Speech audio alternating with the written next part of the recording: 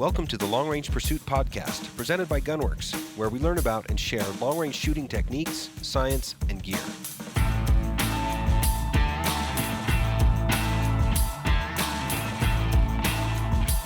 All right, guys, welcome to another podcast episode with Gunwerks.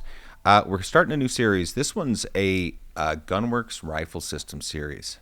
And so essentially what we're going to do is we're going to break down all the major components of the rifle system and just talk about how we landed where we're at. Like share some backstory, share some innovation, some hardship, why we did certain things the way we did. And I kind of vacillated. Do I want to start with, the ballistic systems? Because that was a really big thing that we did that kind of ties everything together. But I chose instead to start with rifle stocks. So today we're going to do a podcast on rifle stocks. And I feel like the rifle stock it's the part that we integrate with and the part that we touch. And it has such an influence on the system's intended purpose, whether it's a mountain rifle or a all-around long-range rifle or a competition rifle. It has such an impact on that final platform that I think it really drives the overall scope of the system. So I want to start there, and I've invited my son Derek. He's representing the next generation. He's always got a really strong opinion about the way things need to be, and he is a hardcore user. And I've also invited Jim Allen to participate. And Jim's been a part of the Gunwerks rifle stock story for a long time. I mean, we hired Jim before he had even graduated college, and definitely has his own ideas and opinions about rifle stocks. And worked really closely with me on a lot of different innovations and developments over the years. I think the stock is kind of near and dear to my heart. It's like I've had my hands in design of all the components we've done, but this one was a huge effort and a huge learning for me, as a new engineer, taking on this project, understanding the geometries, the processes, and all the things that went into making our stocks what they are now has been probably the biggest part of my career at Gunwerks. So this is a pretty cool topic for me. Yeah, man. I remember when we pulled off that first effort, I remember you brought a cot to work and you were sleeping at Gunwerks and working overnight through the night to get molds done and all that stuff. So yeah, absolutely a big part. Well, it's a long story. So I want to apologize up front. I see no way we're going to crush this in under 2 hours. So We got to make it by lunchtime, man. So pack a lunch, man. You had your snack before we started? All right. Well, I think we can probably start with origin and maybe kind of run this chronologically to kind of keep us in check and just share, innovation story and first principles problem solving stories, process development, etc. as we go. Yeah. Cool. Well, when I started Gunwerks, that was 20 years ago. We're celebrating that this year. I actually started working on the prototypes and the concept in 2005. So we built a test mule and using some off-the-shelf components and learned a lot about that. And I'd learned how to bed stocks and do all those things. So I had a pretty good feel for, the process and concept of rifle manufacturing. But I also was able to step back and say, all right, from first principles, what's a rifle stock supposed to do? Really identifying with, okay, well, the look and feel drives the outcome of the product. So there's an aesthetic and visual component of that. But then you back up, there's a huge, really cool underlying engineering story in terms of the design geometries and what each line on a stock represents and produces in terms of a result of that overall system and its performance.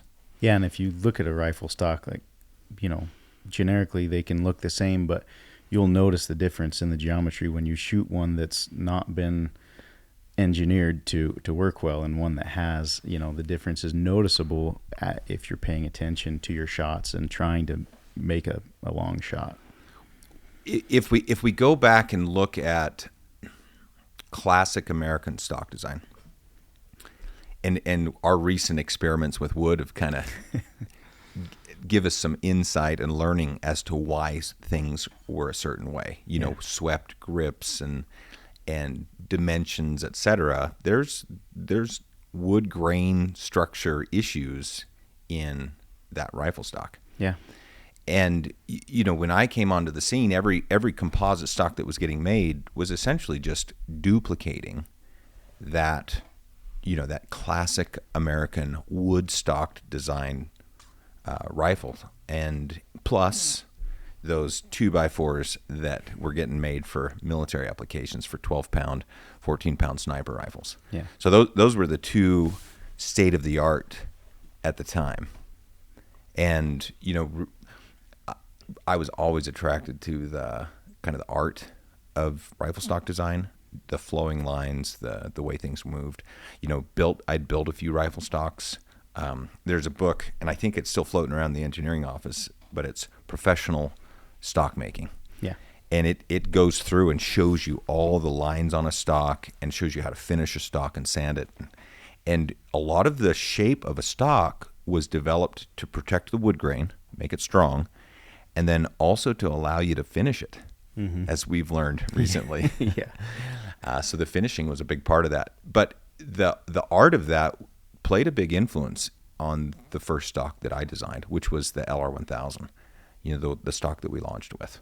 Right. So if you go back and look at that stock, it has a lot of the characteristics and look of, just classic American stock design. Yeah. Yeah, it's a beautiful stock, and I think that's one of the cool things that we've been able to do is make a stock functional but look really good as well. There are a lot of stocks, there's chassis out there that they're just purely for function, and they can achieve that, but we also wanted something that was beautiful, and that's what you've you can see that. for. You can see that in two things. One of them's chunky, right? That's one of the things that you see where it's mostly about function. But I think a lot of that was design limitation. When we first started doing stocks, the state of the art was you would create a plug, a shape of a stock, and that shape would be cast or molded into a form that would turn into the tooling that you would use to do the layups. And so everything was based off what you could shape by hand. Yeah. People weren't even making the plugs on machines. They were literally taking an existing product and sanding, filing, bondoing, and building it up into a shape.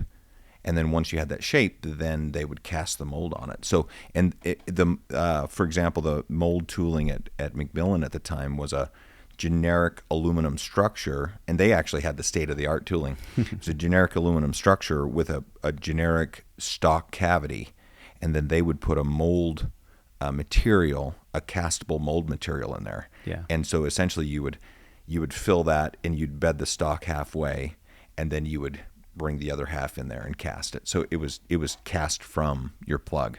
Right. So you had all sorts of limitations. Yeah. Yeah, and early on when we were working with those stocks, we were creating fixturing to inlet and other fixtures to bond pieces in, and trying to work with those geometries that weren't perfect, weren't modeled, weren't something that we could actually take a 3D model of and machine to was difficult. And we ended up having to make our fixtures in a similar process where we'd kind of bed them in so that they fit these unique geometries. Did you show up before or after the Herco? I was kind of in the middle. Okay. I think. What's the Herco? Okay, That big ass machine. Yeah, we had started chambering rifles with a CNC machine. So our first CNC machine was a TL2 Haas. Mm-hmm. And back then they didn't have enclosures, so they were open lathes. And essentially I developed a process and the code to to cut the thread tenons and do all that work. And then we were chambering off the tailstock, with reamer stops. And anyway, it was a great process for what it did, especially the threads that it yielded. But that was a pretty simple programming operation, right? Yeah. If I could do it, without having the training and learnings as a machinist. But we got to the point where ordering a stock that was inletted created all sorts of complexity. It was a challenge just to get stock blanks, but then to get one that was inletted correctly for the different options that we had: right hand, left hand, short action, long action, this bottom metal, that bottom metal, this barrel contour, etc. It just increased the SKUs exponentially. And so it drove us to vertically integrate the inletting portion of, rifle stock manufacturing. And, we were small and, small budgets, didn't have a lot of talent in-house. We purchased that first stock inletting machine off of eBay. I bought a Herco. And this thing shows up. It's got a carousel tool changer, and it's pretty old and clunky. It had a frickin' floppy disk drive. You had to load the programs on a floppy disk and load them onto the machines. I had to buy a floppy disk reader for my laptop. I mean, we hadn't made floppy disks for ever, right? Anyways, that was kind of fun. So you showed up about in the middle of that? Yeah, I guess it was. I didn't really participate in that, but it was kind of right at the tail end there. So, if I remember correctly, the fixture that we developed was a big half pipe of aluminum and welded and bolted onto the bed. And then we had another fixture that basically you would flip the stock and you would bolt it onto that, and then you could inlet the other side. So that first one, we just basically, like you said, cast the form, and you would set the stock in there. Form was cast, and you'd set it in there and bolt it down in the center. Yeah. I remember scrapping some stocks back then. It was pretty rough. Yeah. The worst was that stupid carousel. It would come around, and when it was doing a tool change, it would drop the freaking tool, and it would destroy a stock. Boom, $300 gone. Yeah. It would just freaking drop it randomly. We got pretty tired of that machine real quick. We dumped it and bought a Haas VF3. Yeah, that's kind of where I was started, really, was with that VF3. Yeah, and then we went, in the VF3, we went to a different program where we had a big aluminum box with a plate. And the plate had, on one side, it kind of had the top shape of the stock. So you'd clamp the stock in and bolt it up there and machine inlet it, and then you just pick that plate up, flip it over, set it back down, and then you could machine the bottom. Yeah.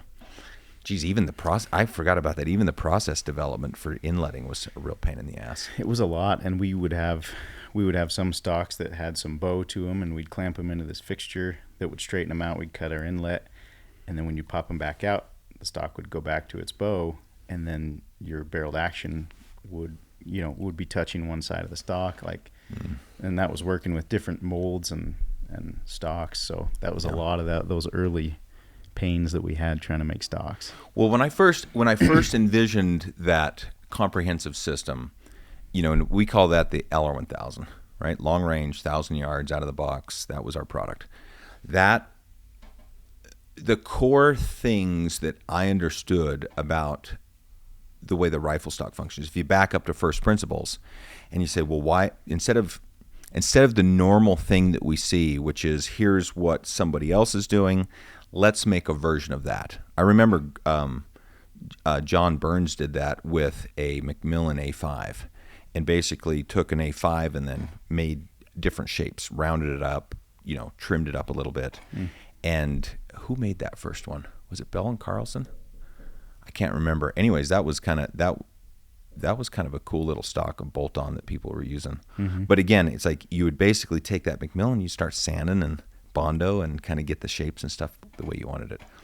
And instead of going that route, what I did was I backed up and said, what is the rifle stock's function? What does it do? And how can we make that do a little better? And the key thing that I identified was, the classic influence was kind of a positive comb that would fall away, and then when you would anchor your cheek, it would allow you to be low enough to see sights. Yeah. And then you look at all these influences and you see this feature, and then you always go back and you ask why. You take that same stock and you bolt a scope on it, right? And I've got a model 721 Remington up there that belonged to my wife's uncle or something. It's a cool old 270. Mm-hmm. Same problem, same stock, and it's got this big slope on it, and it has open sights on it. So you could run open sights and it's there. But now you put the scope on, and now you've got to raise, right, your face. So you remember the old Weatherby's, right? Oh, yeah. Like that was probably Huge the first drop. attempt at addressing that. Instead of having an adjustable cheek piece, they just bolt this huge Monte Carlo style comb on there. Yeah. But you've still got this big drop. Yeah. And if you just do a quick, statics type analysis where you can analyze the different forces, you put a big drop on that recoil pad, 2 inches probably in some cases. Probably. You've got a moment arm, the line of force that the barreled action produces backwards, when it's accelerating a bullet, right? That has to be reacted to with whatever your point of contact is on the stock. And so if you increase that distance, you increase that moment. And when you have a moment, it's basically a torque. That gun is trying to rotate, right? And the bigger the recoil, the lighter the gun, the more that rotation acceleration, creates motion. And, I realized that the ultimate would be to have the line of force directly in line with the barrel. But there's all sorts of reasons why you can't do that. I mean, you got to be able to clean the gun. Yep. Right? That's a number one. Yep. So essentially you're limited to that barrel center line. Yeah. And we essentially just moved that design up until it was right on that barrel center line at the heel of the comb. Yeah. And then we baked a 1/4 inch of drop to the nose on the LR1000. And that's the first negative comb rifle stock that was put into the marketplace. And it produced exactly the result we were looking for, which was it minimizes the muzzle rise. And because of that negative comb, which obviously you could see, on like a big Monte Carlo, where it slopes away and down. So when the gun recoils, it pulls away from your face. Right. So that function existed. And you go back to the old Weatherby days, man, those guys were innovators. They were pushing some boundaries. Yeah. And doing some really cool stuff and finding some solutions. I'm not sure if I'd want to shoot one of those big Weatherbys without the muzzle rise. Right. Because essentially what you're doing is converting recoil energy into rotational movement. Yeah. And so it kind of takes away a little bit of that massive recoil.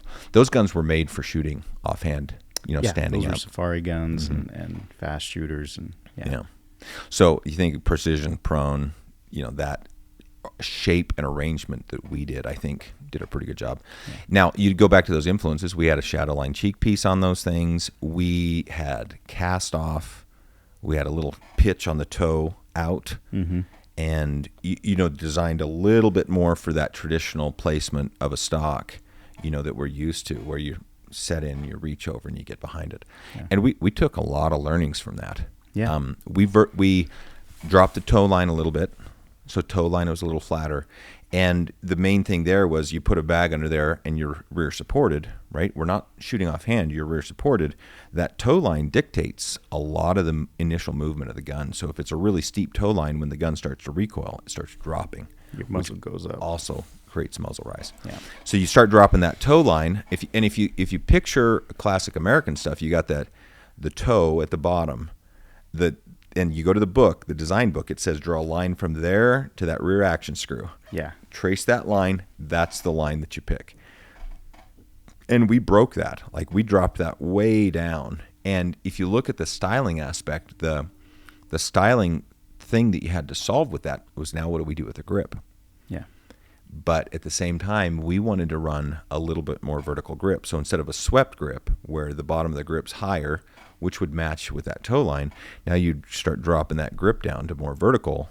You drop that toe line down, you can still tie into the grip and keep the look right. Yeah. So we made small adjustments towards the ultimate design geometry. And we worked on the forend as well. Instead of a vertical oval, which a lot of stocks were designed as, we flipped that over and made kind of a horizontal oval. Yeah, it's nice. Flattened out the bottom. Yeah.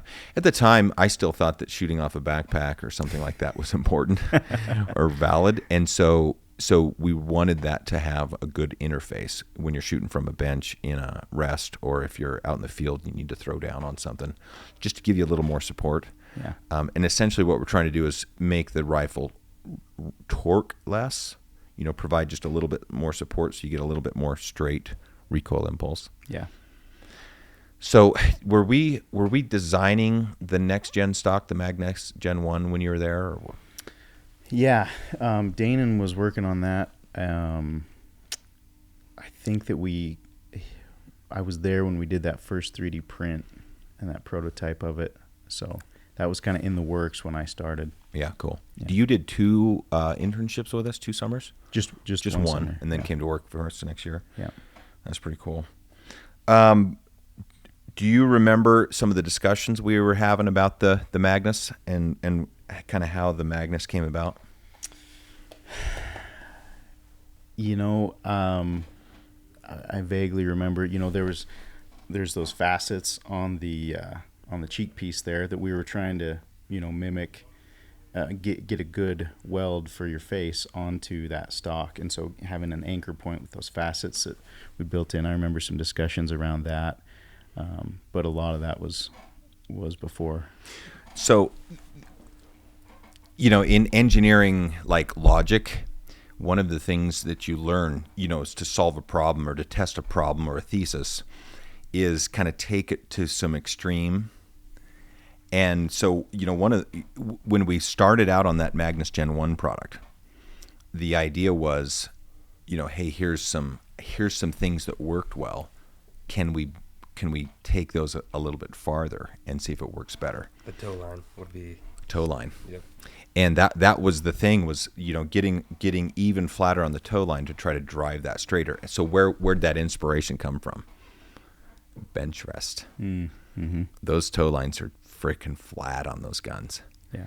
And we're like, well, geez, here's the guys that shoot really small groups. It works for them. And, using it in the field, we understood that movement and that drop, and so we wanted to make that even better. So that was probably the biggest one. Another one that we had feedback from was grip size. I've got a hand that's short-fingered and pudgy, and when we built that LR1000, we did it the old start with a wood blank and fit it, attempt. And there was an old gentleman here in Cody. His name was Steve Billip. He's passed away, but I connected with him a few times over the years. But he was a American Custom Gun Maker, guild member. He was the old school crop of guys, that did it a certain way. Yeah. And I remember that was probably one of the first cases of trying to negotiate the things that I wanted into a package that, had resistance. Yeah. And just like you guys do all the time in the freaking engineering office. So, I brought to him what my theories of operations and principles were about what I was trying to do and why. And, he got on board pretty early, but I had to push pretty hard, especially like on the toe line and a few things. But I just remember we just worked on that grip and fit it and ran through it and, built it up and sanded it, and we got it to where it was just perfect. How did you... For me. I was going to say, because back then we had, 6 employees or something? No. Less. 2. No. 1. I was going to say, because now when we design stuff, we run it through... A lot. 90 people. Well, and we've learned a lot about and I really want to touch on this point when we start talking about Climber and Magnus and kind of that thumb shelf adjustability innovation that we baked in. But in this case, it's just curves with you could call it a palm swell. I think that was the term of art at the time. And basically just fit it. And what we found was a lot of guys with the bigger hands had problems with that stock. So we changed the grip a lot, made it longer. Mm-hmm. So we got another finger's worth of length out of it, made it a little bit more vertical, and then we made it gave a little more clearance to the trigger. That's on the Gen 2, on the Gen 1 Magnus. Gen 1 Magnus. Yeah. And then we did a big flat on the bottom of the forearm and a little bit wider. Yep. So essentially we made it more purpose built for precision shooting. Just dialed it in. And there's a lot of guys, Jeremy He still loves that thing. I have a Gen 1 Magnus in my office. It's pretty dreamy to shoot. Yeah. They are really nice, but if you're shooting it, you've got enough trigger time that you probably adapt very well. But if you think about it, do you have to reach for the trigger? All of us have similar hand sizes. Yeah. That thing, you have to reach for the. Really? Yeah, you have to reach for the trigger. I'll have to, because I put my thumb on the side, which gets me a little bit. It lets farther. you slide it forward up. Yeah. Right. Yeah, you got a But if little gap in the front of your hand there. Were we putting our thumb over or on the side when we designed that stock? We had not created a feature to force people to put their thumb on the right side. So it still has a pretty small neck. Were we teaching over or? Not yet. So I wonder. I'll go have to try it with my thumb over and see if I have to reach for it. Yeah. The other thing I remember from using that stock, once it was in production and we were doing systems, I kind of always gravitated back to the LR1000. But when we were using that stock, there was two very striking differences in the recoil impulse versus the LR1000. One of them was it came back straight. Yeah. Right? That toe line and cast off that kind of kicked out, it actually exacerbated the spin up recoil of the bullet and made the gun want to rotate just a little. Right. And it was minor. I mean, they were all 10-pound guns. They were pretty chunky. Yeah. So you're saying on the LR1000, it's not straight back. Not on the toe. If you look at the end of the stock, The top's straight, but the bottom comes out to the right. So basically it's cast off, which means it bends over. So the whole thing's bent, and then the toe kicks out to the right. So it actually comes out like this. I'll have to go pull that. So down when off you and put it on the bag and you shoot it and it tracks, it actually moves right pulls it over. and rolls. And that's the torque direction that the bullet imparts to the gun when you shoot it. So we corrected that. And I remember when you shot it, you're like, wow. I mean, it was frickin' straight. Yeah. But when you go to the field and you run the Magnus Gen 1, sometimes it's a 5-second setup to kill. And if you miss that window, you're out. And what I found with the Magnus Gen 1 was you didn't have a hasty adjustment. Let's say you set up, you're down there, bipod set, and now you get down on the gun and you need an elevation adjustment. There was no push it forward. There was no slide the bag back and forth to get a gross, major adjustment in place before you fine-tuned it. It was all in the bag. So you'd have to squish the bag to get all of the vertical, because if you pushed it forward, it's flat. It wouldn't move the stock. Yeah. And I realized, in that use for a hunting weapon, the flat toe line's no good. Yeah. So we actually took that engineering thesis, that extreme, postulate that flatter's better. We took it to flat, and we found that there is a limit. That was too much. Right. So that was kind of a cool learning. I will say after, obviously we instruct different in the schools and stuff, and the way that our bag management's completely different from then. If you jump back into the Gen 1 Magnus, you wouldn't see any issues like that again, because you're manipulating the bag more than using the toe line to do it. Cause the bag we were using was one that Daryl Holland made, Right, and it was exactly. a great little bag, but it was hard. And you had 4 sizes, but there was no intermediate adjustment. It was 4 sizes, and so it didn't work well. But you look at the Gunwerks bag we do right now; it's pretty squishy, and you can squeeze and configure and make that thing fill up and fit whatever you want. I've noticed shooting the Nexus that has a not as flat of a toe line after we corrected it, my bag stays in the middle at all times. I actually don't slide it back and forth to adjust. It's all manipulating the bag. But I didn't tell you, over the last 2 months hunting with all the customers, what was the one thing everyone was like, dude, that thing is so freaking cool? What? The $35 bag. Seriously, 3 of the customers were like, I just ordered the bag online. They liked the bag. Yeah. What? $35. Just the shape and everything about it, the way it connects to the stock. Yeah. Manipulating it. They probably never used a rear bag, and they're used to whatever you call it, just bracing their arms Yeah, it's and huge. stuff. I actually remember, speaking of rear bags, let's sidebar here for a minute. Well, let's do a weave. You think of all the learnings from every hunt. Like, how many hunts have you done? 50? Yeah, at least. How many hunts have you done? I don't even know. It was Lots of shots, right? Lots of shots. When you go on hunts and you fail, those failures get burned deep. Yeah. You know, especially when you're running a stupid camera and you record it for all of posterity. And I remember the first comb was designed for recoil impulse. Okay, and the stock was designed for traditional placement. And so it fit me pretty well. You know, you get your cheek on there and you anchor down. But some people would struggle with the cheek. And I remember guys, you know, putting risers on and things like that to try to make it fit them better. I remember, so take that piece of information and put it aside for a minute. I'm on a Coues deer hunt in Mexico with Mike. And we're shooting desert sheep and Coues deer. We'd killed a couple sheep on one ranch. We moved over another place. We're hunting Coues deer. And Mike shoots giant, of course. Like always, he shoots a bigger animal than I do. Just doesn't matter if he goes first or he goes second. I tried all sorts of strategies to work that out, and it never worked. I kind of feel like a little bit of that rubbed off on me. What are you saying? Yeah, I've seen that too. Maybe that's just my karma.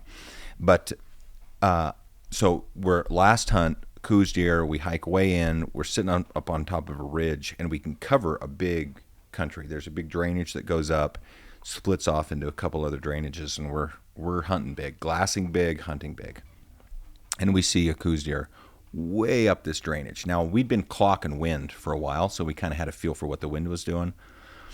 And we get on this Coues deer, and you know, they're small and they're in terrain that's hard to see, and so it took some time for him to finally present a shot.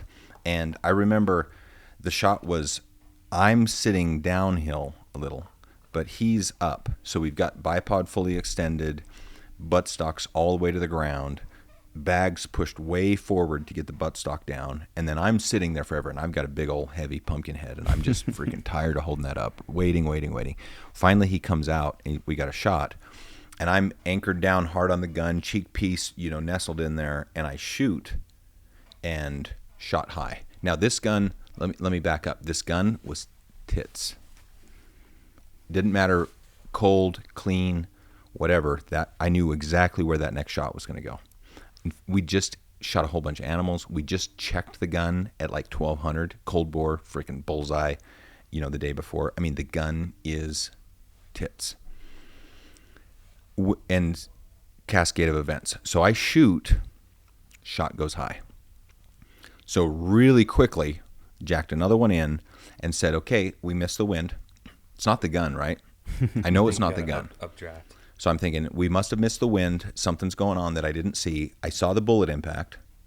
So I just, without correcting scope, I held that much lower. It was maybe just right over his back, so I missed by, it was 900 yards, so I missed by like a minute. So I held a minute low. Next shot hit exactly where I was aiming, which guess what? Guess where that was? It was low. It was right in that shoulder knuckle, and it broke his leg.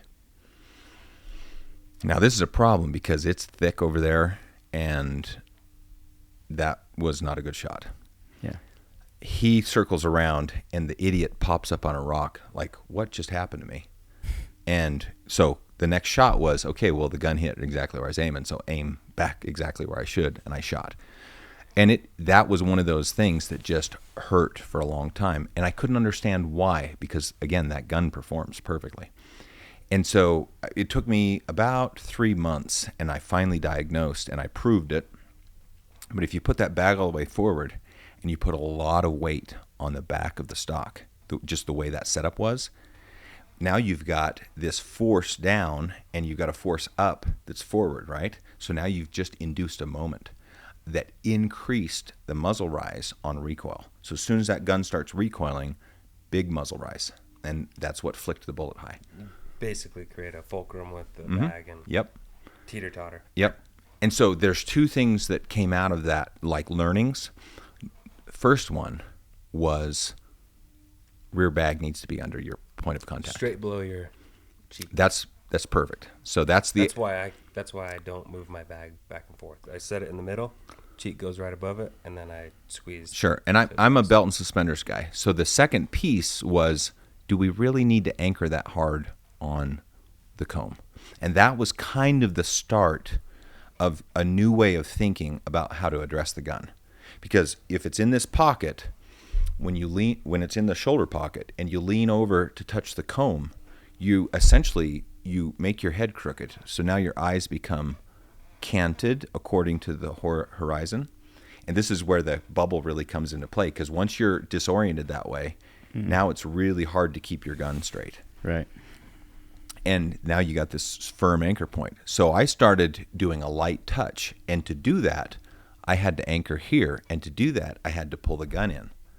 So now the gun goes right below my eye, address the gun straight on. It contacts right below the eye. And to make everything line up, now you start anchoring on the mandible of your jaw instead of up on your cheek. And so in that learning experience and development, I realized this was actually the right way to address a gun. And so we started incorporating that into our learnings, into our long-range shooting school teachings, and into our product design. Yeah. So you go back to those flats on the Magnus Gen 1. Yep. On the top of the comb, those were put there to perfectly match the angle of your jawline. So when you address it, you could come in straight, you go straight down on the gun, you can find your targets better, you can keep the cant adjusted out of your gun, and then that also lets you run a little bit lighter touch. So now, today, when I address a gun, I don't rest my head on the stock. I just touch it as an anchor point. It's kind of like the knock point on your bow. It's just a spot that you touch to reference, to get your eye in alignment. And it's not like get solid behind it and anchor behind it. And you combine that with a negative comb, it pulls away from your face faster. And now you're imparting less influence on the gun in that recoil impulse. Right. So sidebar. Now we can come back to where we were. Sorry. But that you just take 1,000 learnings like that. That's how these features and design elements matured over time. Yeah. So Magnus Gen 1, let's talk process. Okay. So you came in, we did a prototype design, which was pretty fun. We 3D printed it with a hollow honeycomb structure, just as like okay, this is what it looks like. This is what it would feel like. And we were still casting plugs at the time, right? Yep. So we'd made lots of curves, and it was compatible with manufacturing technology. We were pushing some boundaries on the straight edge on the bottom. That was kind of, that minimum draft was kind of a technical challenge for breaking it out of the mold. Yep. I got the wild idea that we needed to vertically integrate. Do you remember this? Yep. So we at this time, we had a company making the LR1000. It was Robertson Composites. It was a company up in Canada. So we actually had our stocks made in Canada. And this is a really cool guy. He made a lot of competition stocks, bench rest stocks. But he did a straight wet layup process. So he would take those two halves of the mold, he would paint a huge gel coat in there, and then he would lay up fiberglass mat and wet it out, and lay up more and wet it out. And they were very resin rich. They were solid. They were solid stocks. Yeah. And he was in a wheelchair and kind of got to the point where he didn't want to do the production anymore. No and employees. Yeah, and he had some, but it's like our volume was growing. And it was starting to not work. We were breaking that supply chain. And so we actually went to Macmillan as a supplier at the time. And so they started making the LR1000, and then we brought them the Magnus. And, they did a great job. They were still using kind of some older processes. And they were using those soft tools. Yeah. So that's where that part to, you get 3 or 4 soft tools. Now you have some part to part variability, which causes work holding variability, which causes all sorts of issues. Yeah.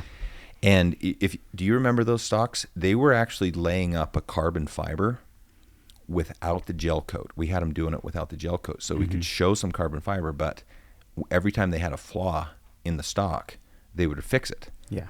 Had some big old Bondo. patches. Bondo And it was in there. bright green. Yeah. So this is where we invented the sponge paint job. Yeah. So the sponge paint job was invented to cover the parts that were ugly and still let some of the other carbon fibers show. Yeah.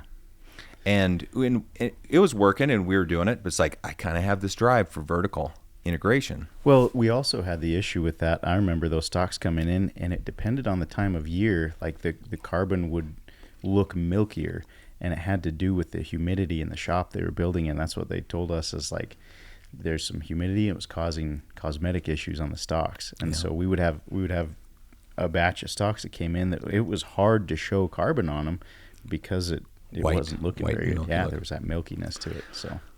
So we were on this mission to vertically integrate, get control of quality. And at the time, like, we would order a stock, we didn't see it for 12 months. Yeah. That was hard. Yeah. But you weren't ordering them. You were inletting at that time. Yeah. So we you're would just order ordering a blank, and then that blank would turn into a left hand, right hand, short action, long action, etc. Here. So do you remember the Widden Gunwerks stock acquisition? Yep. So I have a friend in the East Coast. His name's John Widden. He's a freaking shooting fool. And he had a little gun company making custom guns, and he was making stocks. And he didn't want to make stocks anymore. So I bought his tools, his process, everything from him. And we actually the mixer that we used to make the syntactics, that was part of that acquisition. Yeah. So we brought that in-house. And so the way that process worked was there was cardboard patterns, and you would roll out a roll of fiberglass tape. It was basically sold in like a 10-inch wide or 8-inch wide roll of fiberglass mat. You'd roll it out, you'd put that carbon pattern over it and trace it, and then you'd take a pair of scissors and cut it out. So think about all the pieces that go into a stock. We had that many pieces that we were making for these. Yeah. And the way that process worked was it was gel coat, and then you'd have these wet layups, and then there was a generic bladder. It was an 1.5 inch latex bladder that you would use. And if you tried to blow that bladder up to fill up the whole stock, it would pop. So what we had to do is down in the bottom of the grip and in some of the other corners, you would have to put a glob of a lightweight fill material, but that would squish everywhere. So then you had to encapsulate that with more layers of fiberglass. So now you've built this whole thing up. You'd put the bladder in there, close it up, throw it in the oven, put the pressure on it and cook it. I'll bet we weren't getting yields better than about 50 or 60%. And it was extremely labor intensive. What's a gel coat? That's the spray on. Well, so go ahead, Jim. Yeah, gel coat is it's an epoxy tooling coat that's made to have a cosmetic finish or made for a mold tool finish. So you have your aluminum mold, and then we sprayed the gel coat in? Yeah. This was brushed in. Oh, this is brushed in. Yeah, okay. you can spray, brush it in. Yeah. Yeah. And So- then you put your fiberglass on top of Mm-hmm. that. Yeah. And basically what it did was it made sure you had all good edges and everything was wetted out in the surface, Filled so out in you'd all actually get the corners. mold shape. And that's Yeah. wet when you put the fiberglass in, or you would bake it? It was Sticky tacky. pre-cured to be just a little tacky. Yeah. Yeah, no, that was a big process. We decided that it was too much work, and so we bailed and we never actually implemented that product. Those stocks were cool, though. Didn't we do that forged carbon fiber? was So in different. the Magnus Gen 1, we made the tools to do our process, and we did experiment after the Widden Gunwerks one with another attempt at design from scratch. So the Widden Gunwerks one, we actually packaged that whole thing up and sold it to my buddy Sean. You know Sean? Out of Colorado. Yeah, he makes really cool rifle systems right now. He brought it in, and he's so smart. He figured it out, and he does it, and makes really cool guns. It's SS rifles, I think. But we actually sold him that first TL2. That lathe, yeah. Yeah, we sold that to him and showed him how to set up in chamber on the lathe and stuff. And So how many of those stocks did we make that are out in the wild? I don't think we ever brought the vertically integrated ones into production status. Oh, really? So we're still using McMillan, and we never did say, okay, this is good enough to launch. There's probably one in All- Jeremy's safe. Yeah, probably. There is. All of the wooden ones have the Gunwerks emblem on the back, don't they? So before we bought the process from him, we tried to do a design and had that emblem in it. Yeah. Yeah, no, that was in the tool. I didn't realize we never sold them. Yeah, we never did bring it up. So we did try doing a layup process with and we used that Hex MC. It's basically like a throwaway product where it's just chips and strands of unidirectional that are kind of laid up, and they create a new fabric, so to speak, that's not woven, and it's thicker. You lay that in. It's designed actually to bunch up and to squish into a press mold. So we were doing a layup, which is not a standard operation with that. And it's because all the carbon guys know that you end up with a thicker shell material with less structural integrity. Is why they don't use it. Well, there are some people that use it today. Yeah. It's why we've never used it. I still want to use it, but all the composites guys are like, no, this is a shit material. We're not using it. Yeah, so we kind of just stumbled around there for a while, and ended up continuing that sourcing from McMillan. Yeah. Probably another 5 or 6 years, I'll bet. When did we do that? 2017, 18 for the next gen? I think it was, yeah. Yeah. And that was all happening in the early teens and the crossover time. Yep. In Burlington, in the little shop. Yeah. So here we are. We've got two products. We've got the LR1000 and we've got the Magnus Gen 1, which we felt like we might have overdone a few of those things a little bit, right? And Jim and I sat down and said, all right, it's time for the next generation. And we identified all of the key geometries that affected a stock, and we took on kind of that, Climber Magnus Gen 2 verdict program. Yep. So why don't you share? I had you print this out. This is you've probably never seen this, Derek. Yeah. So It's that been is 6 or 8 years since I've seen it. Yeah. So this basically outlines a rifle stock, and it identifies several features as key design geometries. And if you look at this sheet, this basically says, here's the 3 stocks that you need to cover all applications. Climber, Magnus, Verdict, which we called them something different back then. I can't remember what we called those things. We always do names right at the end. Oh, that's a different stock. Yeah.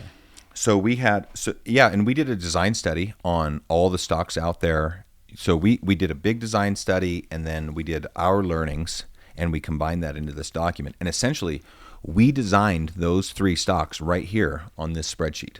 That's where the stock design happened, was right there. It's just Where did you find that? We built it. No, where did you find that sheet today? We were pouring through Google spreadsheets and We got all sorts of all the stuff. old archives. Impressive. Yeah. So if you think about it, the current crop of the Climber Magnus Verdict, the current crop of guns, those were built on a spreadsheet. We didn't start with a plug, and we didn't sand this and do that. We literally said, what is the angle, the dimension, the length of these things and how they interact with each other to create the optimum product. And then we said, for this application and this one and this one. So we have, like, the Climber is ultimate mountain hunting, right? It is positional shooting. It is hasty. You got the Magnus. That one was designed for very deliberate precision, long range. And then you have the Verdict, which was competition and ELR. Yeah. And then if you look at the way those dimensions progress, maybe you could share with us kind of which ones were key and what the key differences were between those. Yeah. A lot of it came into the grip angle, and the toe line was what we were really manipulating there. Like, because the comb's the same on everything. Comb. Like we locked in that geometry on what we knew we liked there, what was working, what was right, and we locked that in. And then we had, the depth of the action. It's like that's supposed to fit bottom metal, so that was kind of a known quantity there. And once we got it right, So widths. yeah, we had some fore-end widths that we played with a little bit. On the bigger stocks, they get a little wider, and in the case you might be shooting it off of a bag. The rear toe line widths never changed. Not significantly, a little bit, but it was really the angle of that toe and the angle of the grip where we had a lot of work to do to get those right for those 3 different models. And I actually have, so we put all these numbers into the spreadsheet, and then I created some sketches in SolidWorks, and we were driving our sketches off of the table in SolidWorks and so I could probably still go find the files in SolidWorks of these stocks sketched over top of one another, and you could see the grip and toe line changes between the 3 models in this master file that I was building to design these stocks. You could see the difference between them, but those were the big areas where we were manipulating and trying to. The fore-end length changed. Yeah, yep, fore-end. Got about an as well. inch shorter on every model. Yeah. And we applied the old classic design geometry. It was like, well, we're going to run a 22-inch barrel on the climber, and so we need to have an 11-inch fore-end, because you always were trying to get halfway to the barrel just for a balanced look. I mean, yeah, this was before we kind of got into the short barrel phenomenon. Yeah. So the consideration was aesthetics, not necessarily modern with short barrels or for functional with bipods. We thought 22 inches was a short barrel. Yeah. We were doing that. Yeah. So I feel like probably the coolest solution that came out of that design challenge of creating 3 distinct models for 3 distinct purposes, because the climber's got a steeper toe line, which gives you more hasty adjustment of the bag. And that made it hard to match a grip. Yeah. And I feel like that inspiration of that Prince of Wales style grip from a shotgun, where we kind of rounded the bottom of the climber grip, I think that allowed us to fit lots of hand, but allow those bottom fingers to kind of roll over the bottom. Yeah. So you don't really notice that the grip's smaller than your hand, because your hand kind of wraps around the bottom. Yeah. One other aspect that we conceptualized and brought to the marketplace in this product line was the thumb shelf. Mm-hmm. And we were basically trying to address, well, the LR1000 is a little tight and the Magnus is a little loose to the trigger, and how do we accommodate different hand sizes on a grip? And also our learnings about controlling the gun and having your thumb over the grip, and how you can over control the gun and inconsistently control the gun. And so if you bring your thumb over to the right side for a right-hander, that essentially decouples your hand from the gun's recoil impulse and that initial torque response that it has. And so basically you release the gun the same every time. Yeah. So we put this flat from the top to the bottom of that grip on the climber and the Magnus and the Verdict. And so essentially what you do is, if you have a smaller hand, you scoot your hand up, keeping your thumb on that flat. You scoot your hand up, and that gets your finger closer to the trigger. So now you can adjust perfectly. Or if you've got a bigger hand, you kind of scoot your thumb down, and that pulls your hand away from the trigger. So essentially we're able to accommodate all hand sizes and be able to address the trigger properly. I feel like that was a pretty cool innovation. Yeah, it was really cool. And the other thing that I liked about it is that I spent a lot of time trying to make that look aesthetically pleasing as well. Like like we've talked about, trying to incorporate that, because we wanted the functionality there. But I dislike a product where, like, it's a bolt-on. Yeah, you take this stock and then you carve this chunk out, or it's like the same thing with cheek pieces where you've got to clear the bolt, and you could just hog out a chunk there in your inletting process. But why have it there? Yeah. Design it correctly for that. So we tried to make that part of the stock design and make it look intentional and feel really nice. Like you said, there's lots of room for different hand sizes, and I think that it ended up looking really nice as well. I feel like this is where Oliver kind of stepped in the picture. He was carving that. Yeah, he interned with us that summer. Yeah. He actually was before we did that stock design, but we pulled a lot of that that he had done for us, and, Yeah. and brought it in. Did he do it on an LR1000 mold, or what was he carving? 'Cause Well, I'm picturing the you Woodstock with remember we had Bondo. that really small, skinny, lightweight stock that we were putting on what we called the Helios. Mm-hmm. That was just an off-the-shelf Macmillan product, and that was like the mini stock of the time. Yeah. And so I think we had started with that concept, and we were working off of that one and saying, well, the foreend's too skinny, and it's that vertical oval, so we need to change that, and then this grip's not quite right. And so we were manipulating in that realm, getting some learnings in prototype shop. Yeah, he was trying to help develop that lighter weight stock. So that's pre you guys designing this. Correct. And then we kind of took what he did, or what you instructed him to do, brought it into that Yeah. on the thumb shelf area. Yeah, that was just part of the things that we had learned along the way. Yeah. I don't remember, but how many hours do you think we put into that? Just developing this portion of it. Yes, the and then geometry? the design. Because if you remember, at the time I had Kevin Brace do some industrial design sketches as well. Right. So we had that was mixed in, that kind of had given us some guidance. Yeah. I think Kevin and I had worked on that for 4 or 5 months. Yeah. Getting that to kind of where we had landed with a group. And then we had this project that was semi-parallel, Mm-hmm. that we brought up. And then you had to turn that into solid models. Yeah. I mean, it was over the course of an entire year. There was Yeah. 3 or 4 of us. You weren't working on a it. surfacing guy before that. That was a No. learning. You actually aren't. I don't want to say real engineer, but you have this industrial engineering degree. It's like Yeah. you didn't learn you didn't have to do the whole modeling thing as much in No, when terms you of. drop out of ME school, mechanical, you go to manufacturing engineering. So that's where. And I then ended from up. there you go to civil. Is that how that works? Probably. Yeah. Well, I started in electrical and dropped out to mechanical. Okay, there you go. Yeah. No, that was a really fun and really difficult process to learn the modeling. And like we talked about before, like we had the original process that a lot of manufacturers were using was that plug mold, and the difficulty there of not having a 3D model of it, not having the geometry, not being able to make the fixturing. And that was, so we learned you have to have a 3D model. Yeah. And you have to do hard tools. Yep.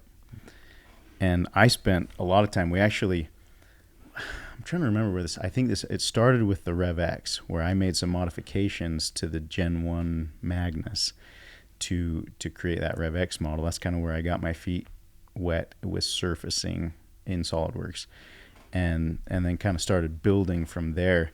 And I remember going through that and just endless hours of talking to the support guys, trying to figure out surface modeling, getting those geometries right. And I think that you can really see in stocks on the market when that was something that I really wanted to do, is make those stocks look nice, not use really generic features and shapes to get close, but actually make the stock look good. And that was difficult. Because just putting a round surface is a beneficial. It's easier to model. Yeah. And number 2, they mold nice. Yeah. And I probably have never told you this before. I don't know if I've told anyone, but I remember in the middle of that process, I'm doing these learnings, and we were actually, what the project started, and you'll be surprised maybe there's a little scope creep in this, but project started off as we were trying to make the Rev X, make an updated model of the Rev X stock, and then we wanted to bring a Sporter style in there. So there's those 2 models that we were working on initially. And I was doing the modeling there and trying to figure that out. And I remember at one point you came to me and you're like, hey, I wonder if we should kick this over to Kevin and let him do the modeling, because I didn't have it at the time. Like, I wasn't there. And That was a nice way of saying you suck. Yeah. Is that what that was? That's exactly what I was. And I was like, I was torn up. I wanted to do this project really bad. I remember that weekend, like, we were camping and I was just hiking in the mountains, and I was mad. I mean, I was frustrated. It's not the first time you've been mad at me, or the last. No, but that, so yeah, there was 6 months of work in getting those geometry, learning the process, learning the tools, getting the geometries right, and making it look good and feel right and functional. So that was I think this is where we started surfacing wood Is that Yeah. right? So Yeah. we were just throwing a big wood chunk in and just servicing it to get our prototype, to get our feel. And I think I remember you making a climber out of wood. So the first Which, by one, the way, your oil finish I remember really sucked. yeah, I was not as good as what we're doing now, but the first stock we did, the first two, the Climber and the Magnus, we were calling it the Gen 2 LR1000, not the Climber, but they looked too similar. But we actually machined one, and I drew a sheep tag that year, and so I machined that out of wood, and I took that prototype on my sheep hunt, and it was like a 13-pound rifle that I was toting around backpacking, but it was a fun hunt. But yeah, so we put plastic down in the mill and magneted it to the walls so that we could gather all the chips and not run them through our coolant system. And we cut wood stocks. I've got a Climber. We cut the Climber, the Magnus, and we cut this Gen 1 Climber, we can call it, that never really made it into production. But we made those in wood, inletted them. Jeremy shot them. We all got hands on them, and we're able to get the feedback there on those stocks. I think we had well over a year. Yeah. Well over a year. Yeah. And then we started the hard part, which was how do we make them? Yeah. Because the way those angles are and the sharps, it's like that wasn't going to happen with these other benders. Yeah, and with the gel coat and the way that some of those work, like you get those sharp corners and they get an air bubble behind them. So you pull the stock out and it looks great. And then you handle it, you set it in a bag, lean it on something, and that gel coat chips out real easy if there's nothing backing it. Yeah. And those sharp corners just didn't work in that process. And we had a lot of sharp corners. Yeah. Remember, that was the first, about the same time that first Chevy truck came out. I've always felt like the cars have been a great inspiration vehicle for design ID. So you look at the way their edges and their curves and everything flow together. They've got some high-end design guys that work on those, and so it's a good place to draw inspiration. Which Chevy is that? Let's see, that would have been about 2016, 17 is when it came out. Yeah. And you sent me links to that and said, it was red. I want it to look like this. Yeah. Yeah. Remember the hard lines? Yeah. Yeah. Silverado? Yeah. Okay, yeah. Mm-hmm. No, it's a good place to pull design ID from. That's what you're talking about, these body lines here. Yeah, I think it was a model year newer than that one, though. Yeah, probably 17. Looks similar. Yeah. So that was a huge project, and then we had to build it, and we were doing hard tools, which means we needed to learn how to do mold making. We needed to learn how to do a process development, and what we found was the way everybody else did it with a bladder. Latex bladder, or like Macmillan, I think they were using just bicycle tubes at the time. If you remember, every Macmillan stock in the butt stock had a little figure 8 shape. That's because it would have a resin pool build up like right at the edge of the butt stock. Mm-hmm. We couldn't get the pressure in the corners that we needed to push the material into the corners, because the other requirement was perfect carbon. No more Bondo fixes, perfect carbon, which means you had to push that carbon all the way out into those corners and edges. And there was a lot of techniques we hadn't learned yet. And so we had to push it with the bladder, and it wouldn't work. Never could succeed with a bladder. Well, I guess just to step back just a little bit in that, and that was another one of those, we can call it a scope creep. But when we developed those, the original idea was like, hey, let's make a fiberglass stock. Let's make this work right now. And then we'll move into carbon after that. With a gel coat. Yeah. And so we were doing the gel coat and the fiberglass and a expanding fill material to get the pressure there. And the gel coat, I mean, that's kind of where that came from, is like we were really struggling with those corners. And so it was, I mean, I think it was November when you came to the engineering team. You're like, listen, we need to do this in carbon, and I want to show it off at SHOT Show. So 3 months. Yeah, so then it was like retooling and figuring out how to make that structure in the carbon, and that's where, getting the pressure that we needed so we didn't have those corner issues and all that development.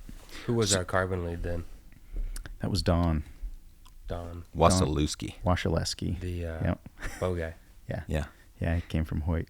So I think I just want to point out how hard it is to do things from scratch. Yeah. Like the right way to do this would have just been to hire somebody that's been making stocks from somebody else, right? Yeah. A lot of the stock companies that exist were just guys that worked at a certain place and then they went and started their own thing. And so you have that institutional knowledge to build from and improve from. So doing it from scratch, without being an industry person, like nobody in the company had worked in carbon. We actually brought Don in. He'd worked on some carbon bows before. Yeah. But that required like first principle thinking. Like, how are we going to solve this? And I'm going to have you describe the process we came up with first. But that process that we made was novel. Yeah. Like, it was really, really cool. Maybe you can share that.